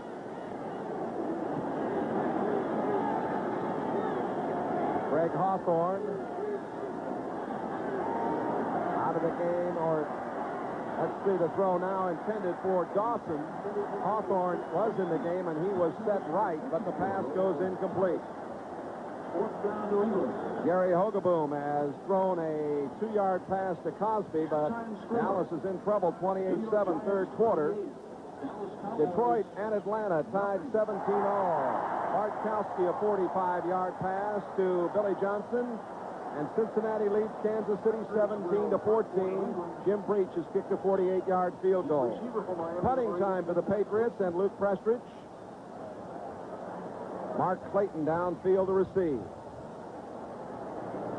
That last touchdown catch by Clayton was a real dandy. This is a high short kick. Fair catch called for over at the 16-yard line by Glenn Blackwood, the man on the left wing, a 34-yard punt. 5:14 remaining 3rd quarter, 21-7 Miami. Miami with the lead. Don Shula has a perfect record against the Patriots in Florida, 14-0 over the years. Shula and the NFL arrived here in 70.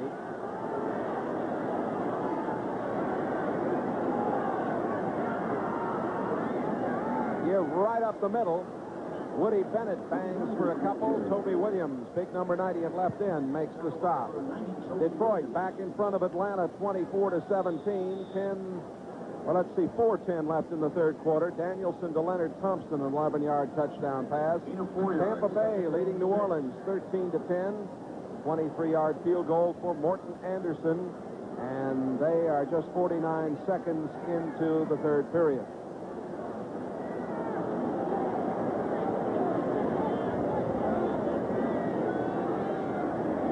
Marino throws incomplete. Pass was thrown behind his intended receiver, Mark Duper. Duper, number 85, played at Northwest Louisiana State. He works out the offseason with the Buffalo Bills quarterback, Joe Ferguson.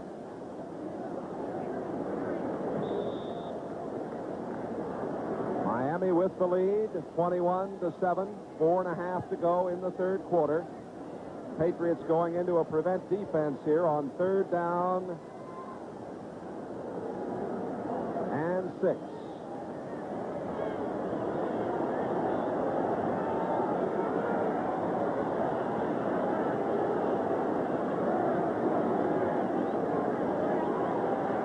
Marino had to rush it. He had to bail out. That probably is about the most pressure that he's had today. Number 65, Doug Rogers, was on the move. Let's go to NFL 84 for an update. To New York. All right, Jay, Riverfront Stadium, Todd Blackledge has brought the Chiefs back against Cincinnati. Carlos Carson beats Lewis Breeden, 19-yard touchdown pass. It is 21-17 Kansas City, and a good one at Riverfront Stadium. And a good one here in Miami's Orange Bowl. The Dolphins leading at 21-7. Reggie Roby, averaged 43.1 as a rookie. Led the nation his junior and senior years. And look at this one. All the way back to the 25-yard line. Pryor on the return. Out of bounds along the 35-yard line. A penalty marker is down. 55-yard punt. 10-yard return, and the referee, Chuck Eberling, going to check it out. There's that old illegal shove in the back. We have one or two of those in every game. One or two on every kicking Illegal block play. on the return, number 31. First down. Call goes against Fred Marion. Well, Bob, we send along our congratulations to Walter Payton, going past Jim Brown's combined yardage mark today. We'll take a timeout here in the Orange Bowl. Right in the middle of your screen there, Chuck Studley, the new defensive coordinator here. Bill Arnsparger, of course, now at LSU.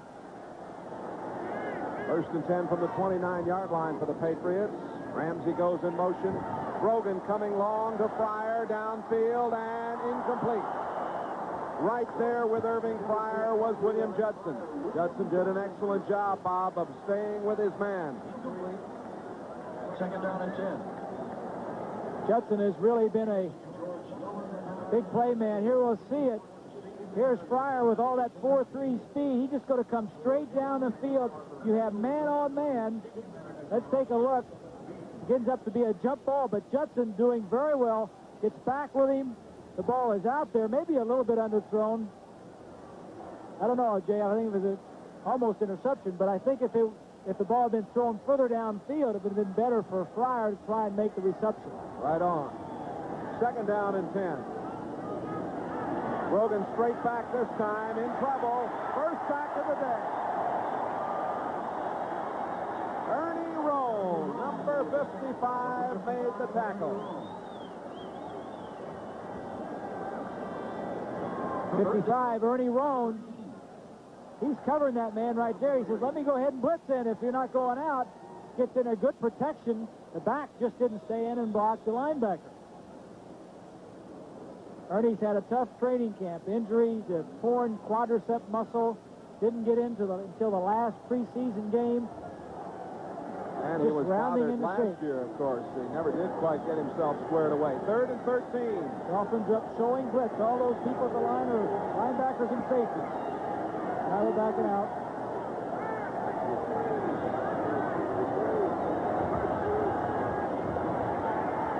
Grogan under pressure, throwing, and couldn't get it out there to Lynn Dawson, the tight end. Now what that does, Grogan has to decide whether it's going to be a safety blitz or not. So he's checking off or he's not checking off, and everybody has to be on the same page with him on that offense. The receivers see it, and they say, is he checking or not? The Dolphins up there showing it, then they back out of it. Just another thing that the Chuck Studley in the orange shirt, A.J. Dewey right behind him, who hasn't played yet this year. The defense just showing Grogan and his young receivers another look. Dewey on the injured reserve, the 4-week list. I hope to get him back soon. Luke Prestridge to punt. Wind really swirling now in the stadium. Almost blocked. And a short kick. Somebody might have got a hand on it. Now it's getting a good bounce for the Patriots. It'll go down to the 32-yard line. 43-yard punt. Detroit leading Atlanta 24-17. Danielson to Thompson, an 11-yard touchdown pass.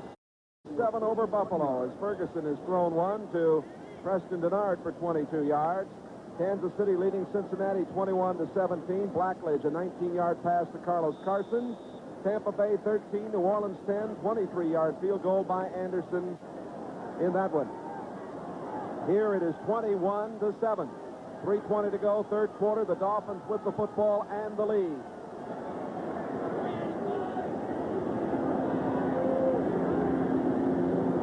Marino calling on Woody Bennett. Bennett getting to the outside and cracking up near the 40-yard line. Raymond Claiborne, 26, and Rick Sanford, 25, making the stop. Bennett showing some pretty good speed to the outside, Bob. One of the things the Dolphins have been doing is rotating their offensive backs. First it was Andre Franklin. He got hurt, is out. Tony Nathan has been in, and now Woody Bennett. They're keeping fresh backs in the ballgame. It is hot and humid on that field right now. Cooper comes wide to the right. Clayton goes to the top of the screen. 2nd and 4. Dolphins 39-yard line. Nathan. First down. Ronnie Lippett, 42, making the stop. Better than 65,000 watching here today. Bob, we were talking about why they played that game in Tampa back when you remember they weren't drawing enough people here. They decided to go over there and see what they could do. That's back when they weren't drawing a lot of people. Of course, the Dolphins weren't winning many ball games at that point either. And they thought they could do better in Tampa, and they did. Of course, they lost the ball game to the Patriots, but they drew a few more fans at that point. 1st and 10 for the Dolphins of Don Shula near the 45. Bennett down and back up. Got a couple. Doug Rogers, 65, making the play. Bob, there's, of course, some plans in the works for a new stadium down here for the Dolphins to play in. They've been talking about a new stadium for a long time. Joe Robbie, the owner of the Dolphins, has been the leader of that effort, and now he's set out to do it himself. He's got plans. He's got 40% of the boxes, the sky boxes, and the preferred seating sold, and he's going to try and do it on his own. It's a big task, but if anybody can do it, I'm sure he will. Plans to build at a place called Lake Lucerne that is north of Miami. Play action, throw to the far sideline. The ball is dropped over there by Mark Duper. Tom Blackman had the coverage. Duper caught the last pass that Bob Greasy threw in the National Football League. Were you aware of that? No, I wasn't. That's something new because I was retired before he even came in. Where'd you get that? I got that out of the book. That's not right. Not right, huh? It's Daryl Harris. Well, I think it was. You sure now? Maybe I was hanging around a little bit more than I thought I was. Maybe you threw it to him in practice one day. I don't know, but that's what the book said. That might be it. Marino's 11 of 19 for 185 yards. 3rd down and 8 from the Dolphin 47. A minute to play. 3rd quarter. Out of the shotgun, Marino steps up. Going long. And let's see. I think it might be offensive pass interference. It might go against Duper. It appeared that he shoved off. He was in a battle with Ray Claiborne. From the way Duper's walking, it looks like it might be on him. Offensive pass interference. You can kind of tell the way you will see at the top of your screen, Duper just releases to the outside. Is going to go straight down the field. Marino throws it up. Good coverage on the play. Good little push right at the very end. Frustration foul right there, huh? He shoved him away. Tupu coming up. He'll get the call. Offensive pass interference, number 85, will be declined. 4th down. 4th down coming up.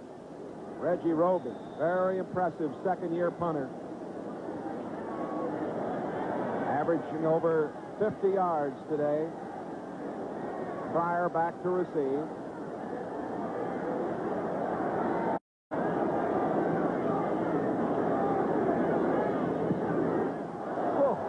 Goodness, he put this one up over the stadium roof. There's no roof, but at the side of the stadium here. Gracious.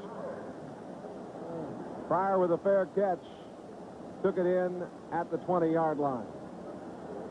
34-yard punt that time. Well, don't forget to join us on November the 10th. Hollywood Park. 7 races. $10 million up for grabs. The Breeders' Cup.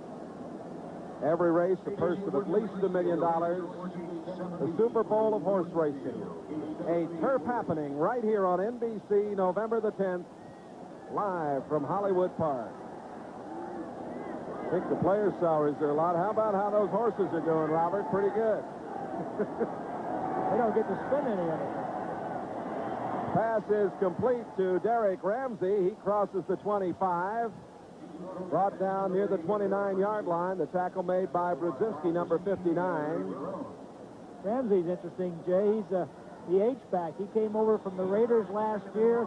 The Patriots use him as a tight end. Now they're using him as an H-back. That is half a running back and a half a tight end. He was a quarterback at Kentucky and even played on the basketball team for a couple of years. You know he's got to be an outstanding athlete to be able to play on that basketball team. And a very good blocker, too. Jones going in motion. A handoff comes to Collins. Collins across the 30. Fumble. And do they rule it dead? I think they whistled it dead at the 32-yard line. It'll belong to the Patriots. John Hanna was there. Popped down on it. Number 73. The gun sounds. That's the end of the third quarter. The score, the Dolphins 21, the Patriots 7. We'll be right back after these messages from your local station. C.J. Randolph, the Orange Bowl, a wonderful, wonderful afternoon here in South Florida. It's nice for you to say. You're up here in the shade. It's not so wonderful for those players out there.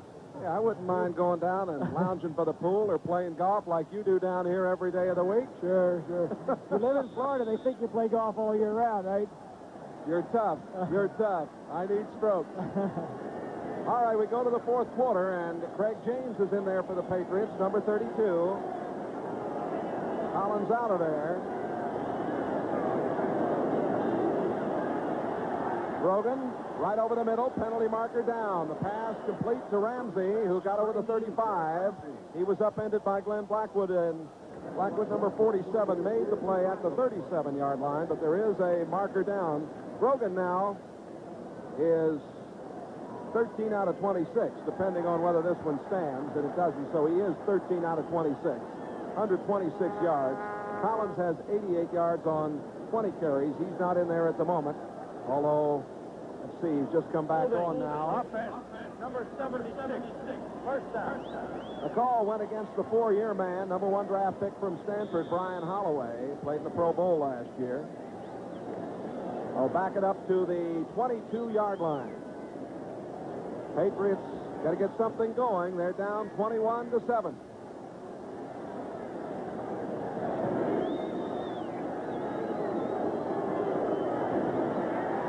Brogan under the rush. Gets it out to Collins. Blockers in front of him, but a great job by number 71, Mike Charles. Charles, the number 2 draft pick out of Syracuse a year ago, is still growing. He was the youngest player in the National Football League last year. He's just 21 years old, and he did an excellent job. Boy, he moves well for 290. 290, that's on Thursday when they weigh him in. He probably weighs about, at the start of the day, he probably weighed about 305, and that's no joke because Shula has never given anybody a weight that high, but he says Charles can handle it. He moves very well. This year his weight is up around 298. Ty Morris now at center for the Patriots, number 75. Brogan spins out, goes down at the 12. Doug Betters, number 75. And the noseman, Bill Barnett, number 70, getting to the Patriot quarterback. From the right side, number 75, Betters. They're doing a little game. They're crossing. Here comes Betters right up the middle. This is the situation where a quarterback says, I want to be in the booth. I don't want to be on the field. The exact thing Ron Mars said before the game he did not want to get into. Nickel situations against the 5 and 6 defensive backs and let the Dolphins tee off on their pass rush. Patriots allowed 2 sacks last week in their win at Orchard Park, New York over the Bills. Giving up 2 today. Third down and 30. A little screen out to Craig James. He's at the 15, out to the 19-yard line. Far short of the first down. Got a little of it back. You see James out of SMU. They have high hopes for him. But it's punting time again for the Patriots, and a big hand for this defensive unit of the Dolphins.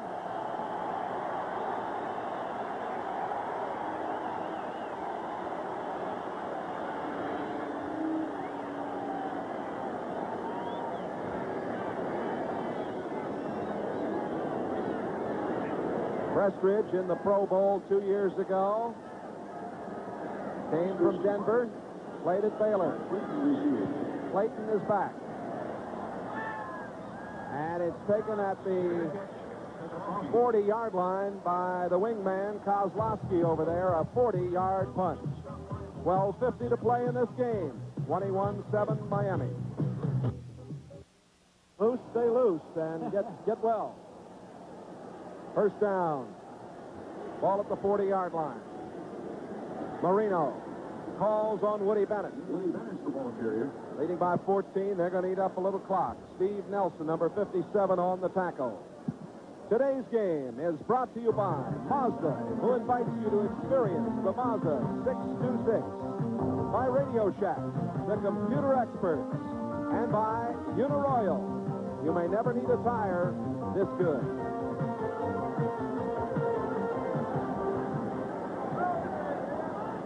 Second down and 8 for the Dolphins. Clayton going in motion. Marino to throw. Completing it out to the 47-yard line to Tony Nathan. Marino's pass. Larry McGrew, number 50, the right inside linebacker, made the tackle. Larry McGrew, Nathan. 6. Nor Franklin made any catches last week, but they had a good time with Duper getting 6, with Clayton getting 3, with Johnson getting 3. Cephalo caught 1. Moore caught 1. There are the comparisons of the quarterbacks. 2 interceptions by Grogan have really been telling tale. The Dolphins turned one of them around for a quick touchdown. Marino now with 7 touchdowns in 2 games, and he might have had a third right there. Pass was a little high for Clayton to handle. He was on the dead run with Ronnie Lippett, and if he'd have been able to come up with it, he might have raced for the score. Looked like they had the right play called if he could have gotten it there. Well, the Patriots were in a blitz situation. They're going to have to be a little bit more aggressive. Now they're behind 14 points with 11 minutes to go, fourth quarter, so they've got to come out of their deep zones, be a little bit more aggressive, and not let the Dolphins move it down the field on them. They need the football.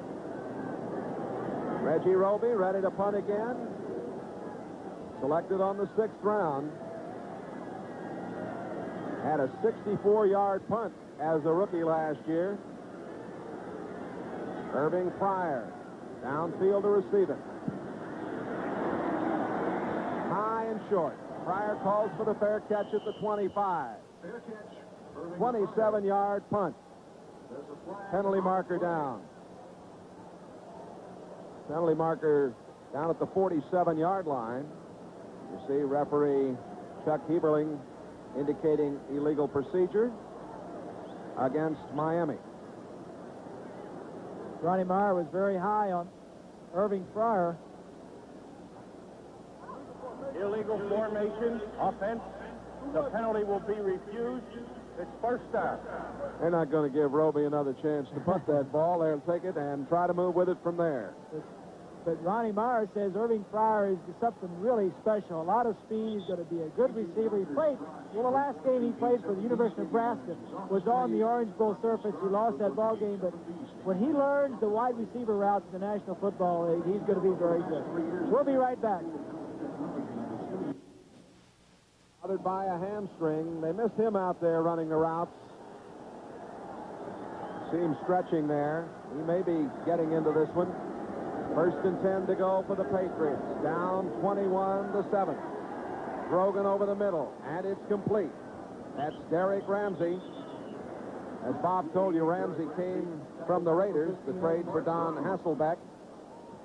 The gain out over the 30-yard line. Chicago 27-0 over Denver. Matsui has just scored on a 4-yard run. The Giants leading 28-7. In other action, 24 all. Detroit and Atlanta tied up. St. Louis winning big over Buffalo. Kansas City leading St. Louis Tampa Bay still with the lead over New Orleans, and Philadelphia 12-3 over Minnesota. Ramsey comes in motion. Grogan going long, and too long. Stephen Starring, the intended receiver. The coverage, William Judson. Grogan really misses Stanley Morgan. We had a shot of Morgan a couple plays ago. Pulled hamstring muscle, hasn't played in the last 3 ball games, and a veteran like Grogan looks for a veteran like Stanley Morgan. Morgan runs good routes. Morgan knows where the seams are. And the key is the quarterback, Grogan, knows where he's going to be. He's throwing to a lot of young receivers. Irving Fryer in his first year, Stephen Starring in his second year, Cedric Jones. It really helps the quarterback to have those veteran receivers in the ballgame. He's the all-time leading receiver, of course, for the Patriots. Batted down. And I think it was Beaucamper. Tim Beaucamper. Touchdown, New England. Beaucamper has some aspirations of being a professional wrestler at times, Jay.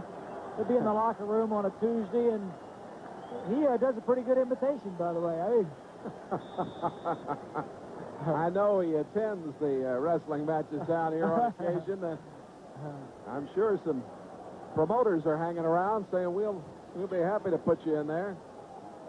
Prestridge, a 39-yard average on 7 punts, his longest 43 today, and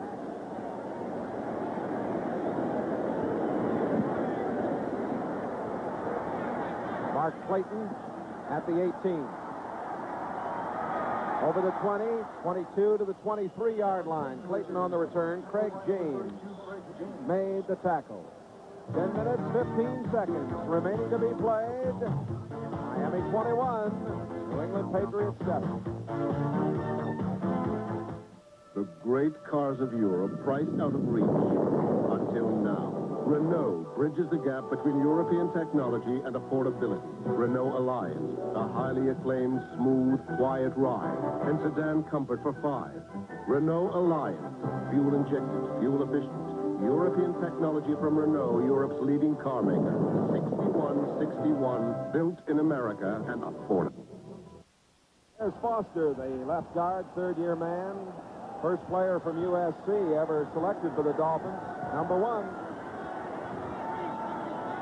First and 10 from the 24-yard line. And it is Woody Bennett getting the call. Again, they'll try to eat up a little clock, will the Patriots. Toby Williams, number 90, making the tackle. Number 61, Roy Foster. Foster, first-round draft choice, comes around, gets a good block on McGrew, the linebacker, number 50. Foster is taking the place of a legend in Miami. Bob Kuechenberg is out for the season with an injury to his eye. Will probably not be back this year for sure, and maybe never play again. Now the Cooch has been a great one on 2nd and 7 over the middle, and over the 35. It's Dan Johnson, the tight end. He made a nice move. Fred Marion made the tackle, number 31. Johnson, injured reserve in 82. Caught 3 in the opener for 17 yards against the Skins. Foster to the right of your screen, a little protection. It's really a quick screen to the right side. Marino has the option to dump it to the tight end if he wants, and that time he took that option. But talking about Foster, Jay, you know, he really has a big job to fill. Kuechenberg has played in every postseason game the Dolphins have ever been in. And that goes back a long way. Yes, indeed. Tremendous tradition there. Falling down with the football, Tony Nathan. He could have got more. He slipped and went down as he just got over the 40-yard line. Hopping down on him was Nelson, 57, and Kenneth Sims, 77. Philadelphia, a 2-point lead over Minnesota in the fourth quarter, 13-32. Alfred Anderson, a 20-yard pass. Tommy Kramer.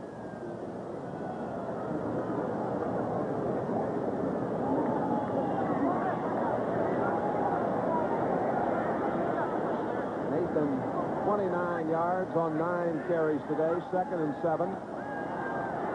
Marino to the far sideline, and it's complete. At the 49-yard line, Mark Clayton, Ronnie Lippin, number 42, making the tackle, a 10-yard pickup. Bob, there's a cloud that hangs over the head of the Patriots when they come down here. I guess it's really become a jinx for them. Well, that is really, like you said earlier, a monkey they've had on their back that they would like to get off of it. And people ask me why does one team win and another, and it's really, you know, the weather is a little bit different here. It's always hot and humid. Usually in New England it's cold. You have the crowd that's intimidating. The fields are different, grass here, but it's really hard to explain. The players can't explain it, and I really didn't do a very good job either. Well, you get a little psyched out, I guess, huh? Well, there's no question. Nathan getting near midfield. Marino today is 13 of 22 and 201 yards. As Sims has got the football, but they're going to bring it back. He's pleading his case, but he's going to lose this one. If he can take that one all the way to the Supreme Court and never have a shot. No question there is some psychological warfare going on. When the Patriots come down here, they think somehow they're going to probably get beat by the Dolphins. And when the Dolphins go to Foxborough, where they've lost 7 of their last 8 games, they say, well, we'll play well, maybe we'll win, but something always happens to go the other way. So, you know, the Dolphins beat the Buffalo Bills 20 times in a row, and who knows why. It was 7-7 at half. The Dolphins lead it 21-7. 6.5 to play. Marino downfield, and a catch by Johnson. Johnson, a sliding catch in front of Fred Marion, a 28-yard pickup. And this fellow's been very impressive today. The design rollout, 57, as you see Stevenson and 79 Geisler out there for protection purposes. Gets him outside the pocket. A good throw running to his left and a good catch by Johnson. Wonderful pictures provided by our director, Harry Coyle, and his fine crew here in the Orange Bowl. Our entire group headed up by Roy Abraham today, and hope you're enjoying the action wherever you are. Going wide to the right is Mark Clayton.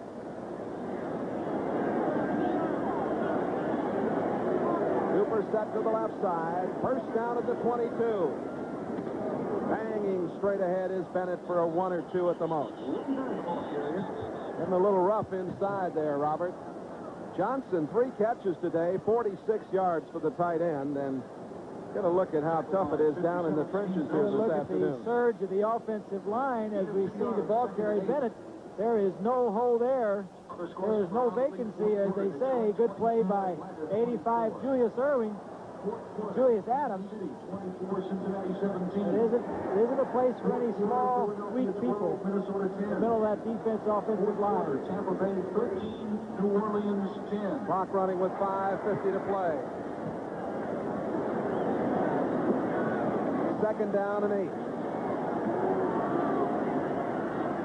Our entire group headed up by Roy Abraham today, and hope you're enjoying the action wherever you are. Going wide to the right is Mark Clayton.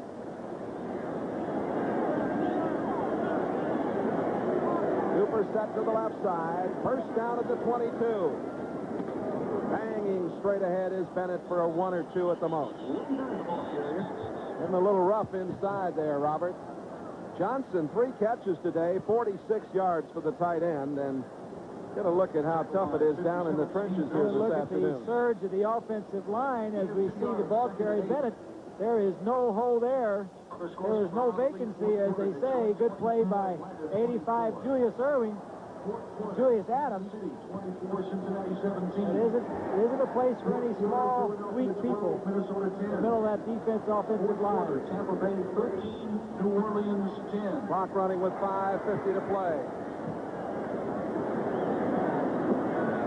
Second down and 8.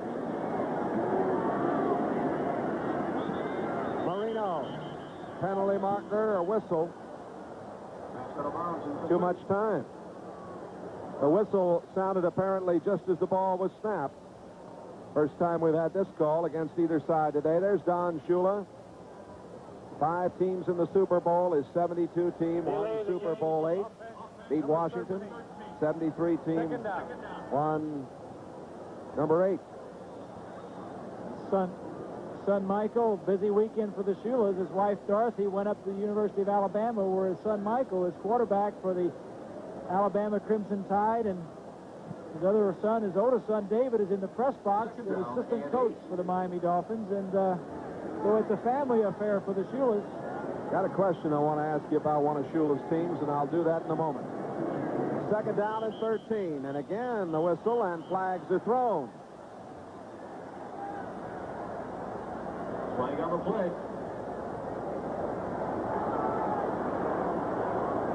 Illegal procedure, the primary indication. Close guard. Offense. Left guard. Second down. The left guard, Roy Foster. On the right of your screen starts, I don't know, that was pretty close. We couldn't tell from that, but Flag comes in there, you see it. Bob, I wanted to ask you about the 1972 team, 17-0. Was that the best team that ever played in the National Football League? well, Jay, that's hard to answer. It certainly was a dominating team, and you know, you dominate the competition that year, and whether or not, you know, I can't say whether it was better than the ones in the old days. This pass is complete down to the 25-yard line. Mark Clayton makes a sliding catch. Miami now has been charged with 7 penalties for 51 yards. The Dolphins are the least penalized team in the NFL historically. I think Ronnie Lippett, number 42, has had enough of Mark Clayton. They were having a little bit of a shoving match, but that has been where the Dolphins have done their damage through the air. Raymond Claiborne, their all-pro, was covering Mark Duper all day, and Clayton and Lippett has been the area where the Dolphins have done their damage. Duper goes wide to the right. Clayton comes to the left side. There's Dan Marino, played for the Panthers of Pittsburgh. Classic drop-back passer. Oh, he tried a little shovel pass. That'll be an incomplete pass, I believe. That's correct. Tried a little shovel pass up front. That is a forward pass, and it's ruled incomplete. Incomplete forward pass. The old shovel pass. We'll see the snap. Marino here will take it and drift this way. Everybody will go this way, and Nathan right here will slide inside. Expect to get the handoff right here, but as you'll see, it's a missed forward pass. Here it is. Slides this way, tries to shovel it forward. Not too. That may be the worst pass Marino threw all day. 43-yard attempt coming up for Von Schamann. He missed a 39-yarder in the first half. Strock holds. Von Schamann kicks it. And it is no good. So Von Schamann has missed 2 this afternoon. Field goal is no good. Let me show you that little mix-up a moment ago here. Low-angle view. The shuffle pass batted away there by number 95. The play made, or it was Adams, I believe, that got it away. We'll be back with more in a moment. In his 3rd year at the helm, the New England Patriots. Some people feel, Jay, he's got a little pressure on him this year, more so than the last 2 years because of the talent that the Patriots have on their ball club. Dick Steinberg has gone out and gotten a lot of new players. They really have a lot of good players. Pat Sullivan says this is the year. There's more optimism around the Patriot team than there has been, well, they said since 1775. All right. This pass goes complete to Collins, and he is out to the 33-yard line, short of the first down. Blackledge fumbled out of the end zone. 2 points for Cincinnati on a safety. Kansas City still leading at 24-19. Here's another one to Collins. First down out at the 40-yard line. They've decided to try to move the ball. They'll probably give them those short passes, Bob, as the clock runs with 4 minutes and 13 seconds remaining to be played. Penalty marker down. Minnesota's taken the lead over Philadelphia, 17-12. Alfred Anderson scoring from 1 yard out. 11:49 left in the 4th period. Holding. Offense. Number 68. Second down. Darrell Haley, number 2 draft choice in 82. Fine young player. Number 68 out of Utah, called for the infraction.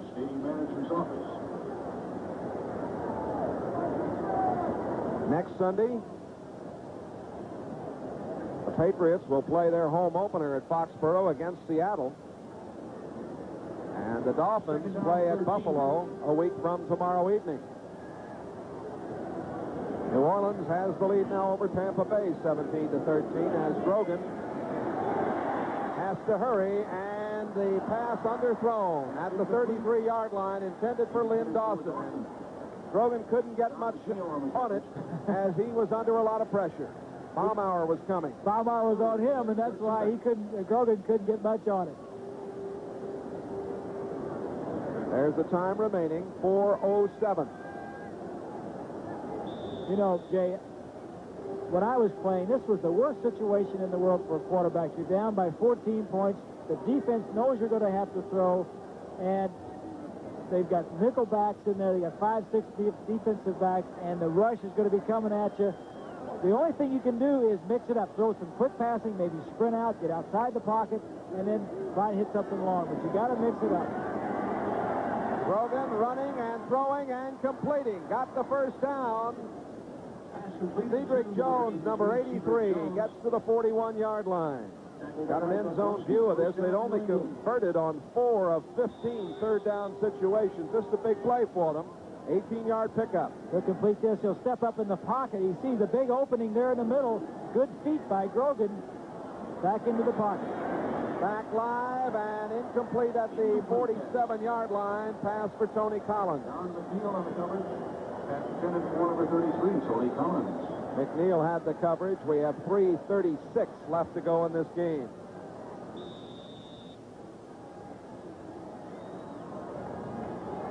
The Patriots really haven't done anything the second half. Their first 2 possessions were a fumble and an interception, and then the next 3 or 4 were punts. That's not to say they can't go down and score a touchdown here, maybe try an onside kick. You never know. Sometimes the last 2 possessions of the ball game were the ones you do business with. Well, you had to like the way they marched down the field 90 yards in the waning moments of the first half to tie it. And since then, they haven't had much going. Down the middle, complete. Derek Ramsey high into the air to make the catch at the 27-yard line. He had a crowd around him, a 37-yard pickup, first down. Clock running with 3:15 to go in the game. Excellent throw by Grogan and a good catch by Ramsey.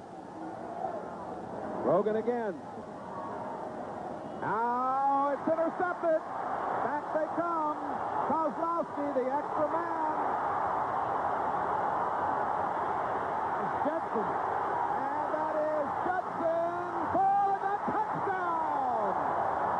Kozlowski lateraled it off to Judson, and that turned it around. There is a penalty marker down, back at the 29-yard line. Flag back at the 29. This big crowd hasn't seen it yet.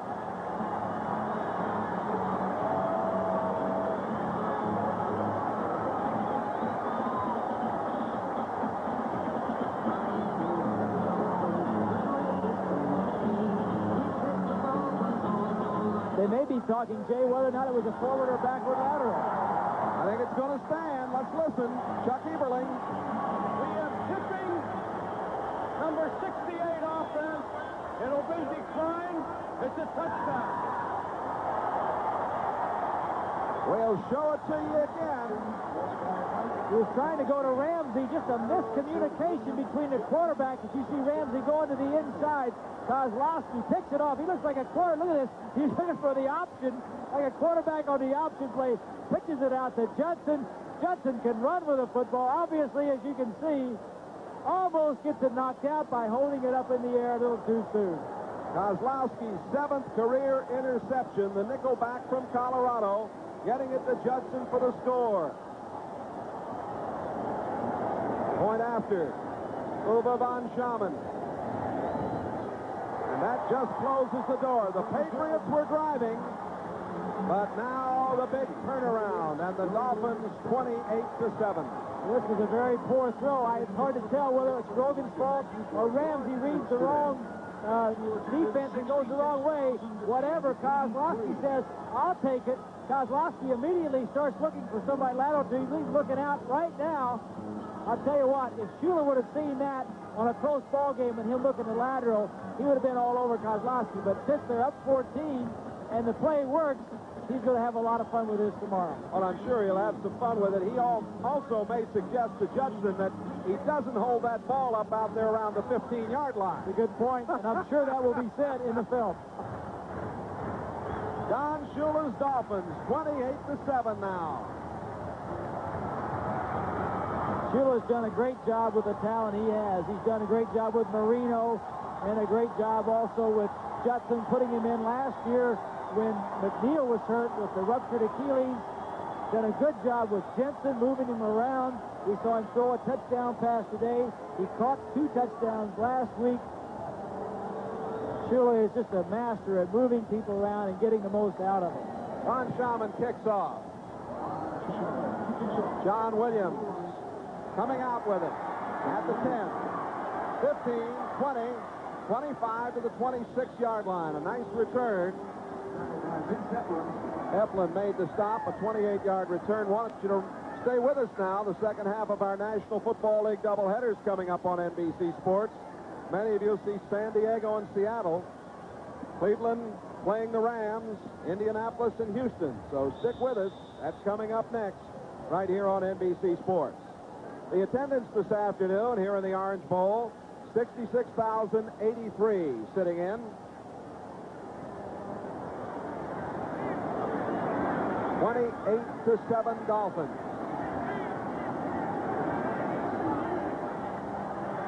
Over the middle, the pass is complete to Ramsey. And Ramsey's hit along the 31-yard line. The tackle made by Bowser, number 56.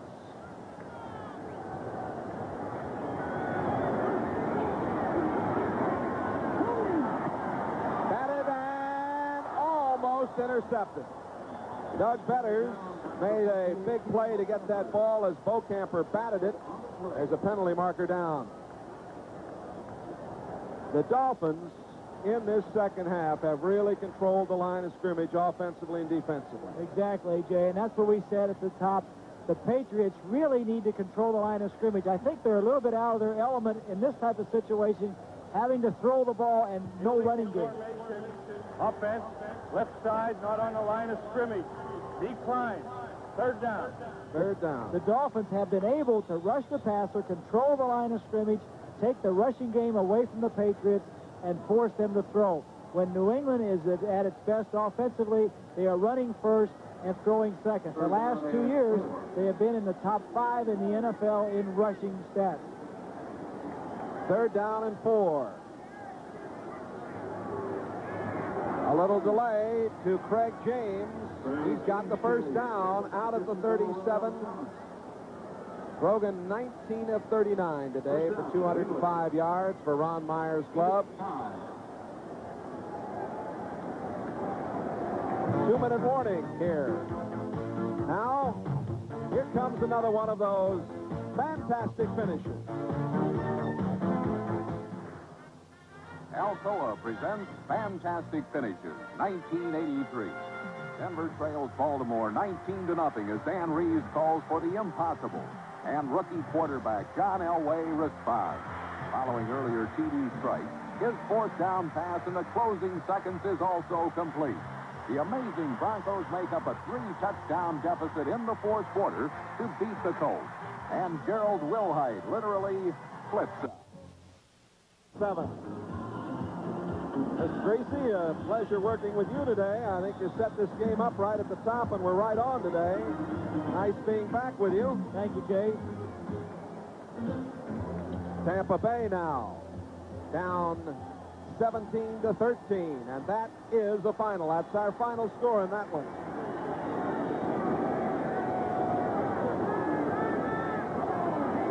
Grogan steps up on the run. Down he goes. Third sack of the day. Beaucamper, 58. Mike Charles, 71. The Dolphins have really gotten with it here in the second half. 2 yards, second and 8. Second down and 8. Clock running with 1:35 to play. And the pass complete out to the 39-yard line to Lynn Dawson. No, now they call it off. Incomplete. Call made. Incomplete by Dale Oram. The line judge, Dawson is hurting. Lynn Dawson. He was a real find, an 8th-round pick in 81. Ron O'Neill. He and Ron Wooten, Jay, grew up together in North Carolina and went to school together in high school, and then they parted ways. one went to North Carolina State and the other went to North Carolina. And with a rivalry like that, they wouldn't be very good buddies through college, but then they end up back at the Patriots blocking on the same offensive line.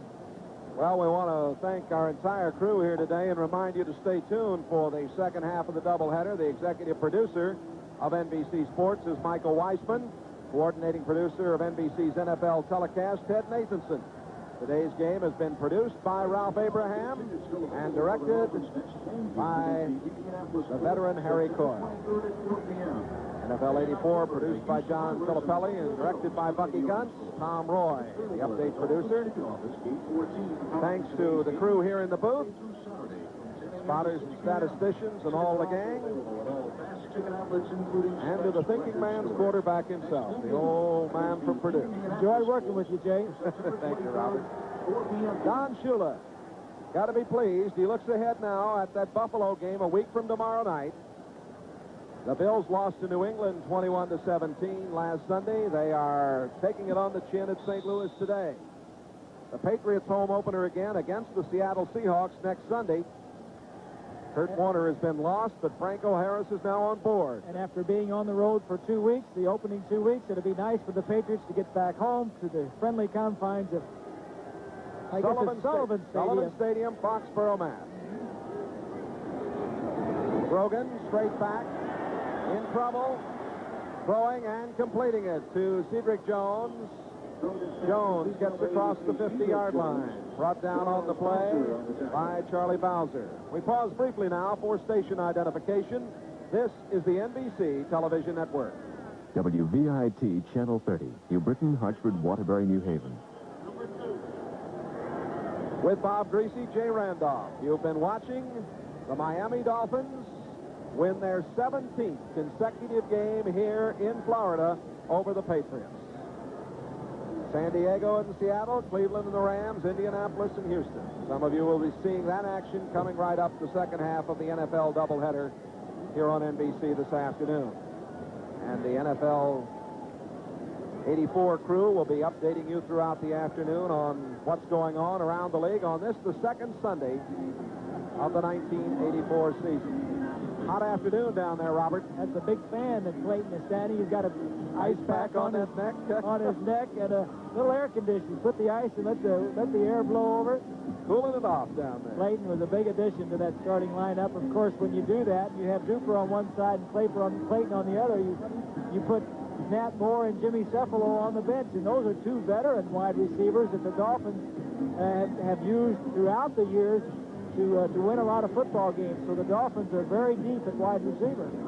New England's total rushing offense, except for 19 yards today by Tatupu and James, has all come from Collins. That's, of course, the one-back system. Collins had a good day, but he needed... It makes you wonder, too, Jay, about the Patriots have all those good wide receivers and a lot of good running backs. They must think very highly of Derek Ramsey to go to the two tight end offense. Well, and of course, they miss Morgan. We mentioned that again. Penalty marker is down as Grogan freelances, and it's intercepted. That's Don McNeil with the interception at the 10-yard line. And I think it'll be a holding call against the Patriots. Holding against New England. So the Dolphins are going to have the football with 1:10 to play, and Grogan has had a tough second half. He's had a tough day. It hasn't been his type of game. He is strongest when he gets the running game going and he can pick and choose his spots when to throw. It's tough for anybody to come from behind when you're this far behind and have to throw the football. That obviously was underthrown, but still, it's a very tough situation for any quarterback. 4 interceptions for Grogan. And, of course, this club has to face Seattle next week. They'll have to get it together. Getting home, as you mentioned, Bob, will be helpful to them. It certainly will. Of course, I'd like to see it with more balance.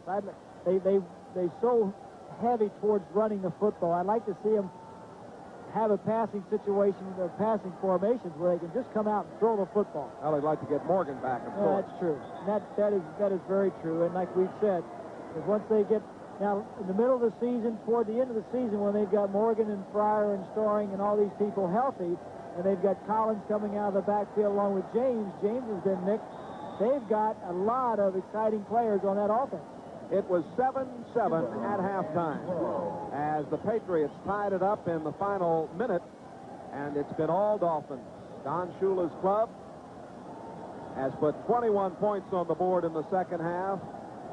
28-7 is going to be our final. The clock running with 30 seconds remaining as Marino will just take this ball and go to one knee.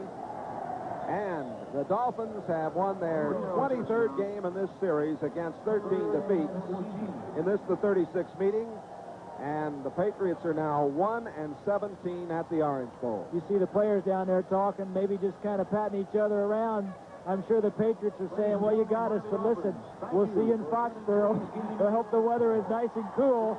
We'll get even with you in Foxborough because that's been the way the series has gone. Home sweet home. When you're home, you win. Ron Myers' Patriots go down to defeat to the Dolphins. Final score, 28-7. In a moment, we'll continue a review of the action of today's game. The victory, 28-7. Well, Jay, I think like we said during the broadcast, they finally got control of the line of scrimmage. Maybe the Patriots were wore down a little bit by the heat and humidity, but that has happened before here in the Orange Bowl. For Bob Greasy, Jay Randolph inviting you to stay tuned for one of the upcoming games on our doubleheader this afternoon, following these messages coming up from your local station.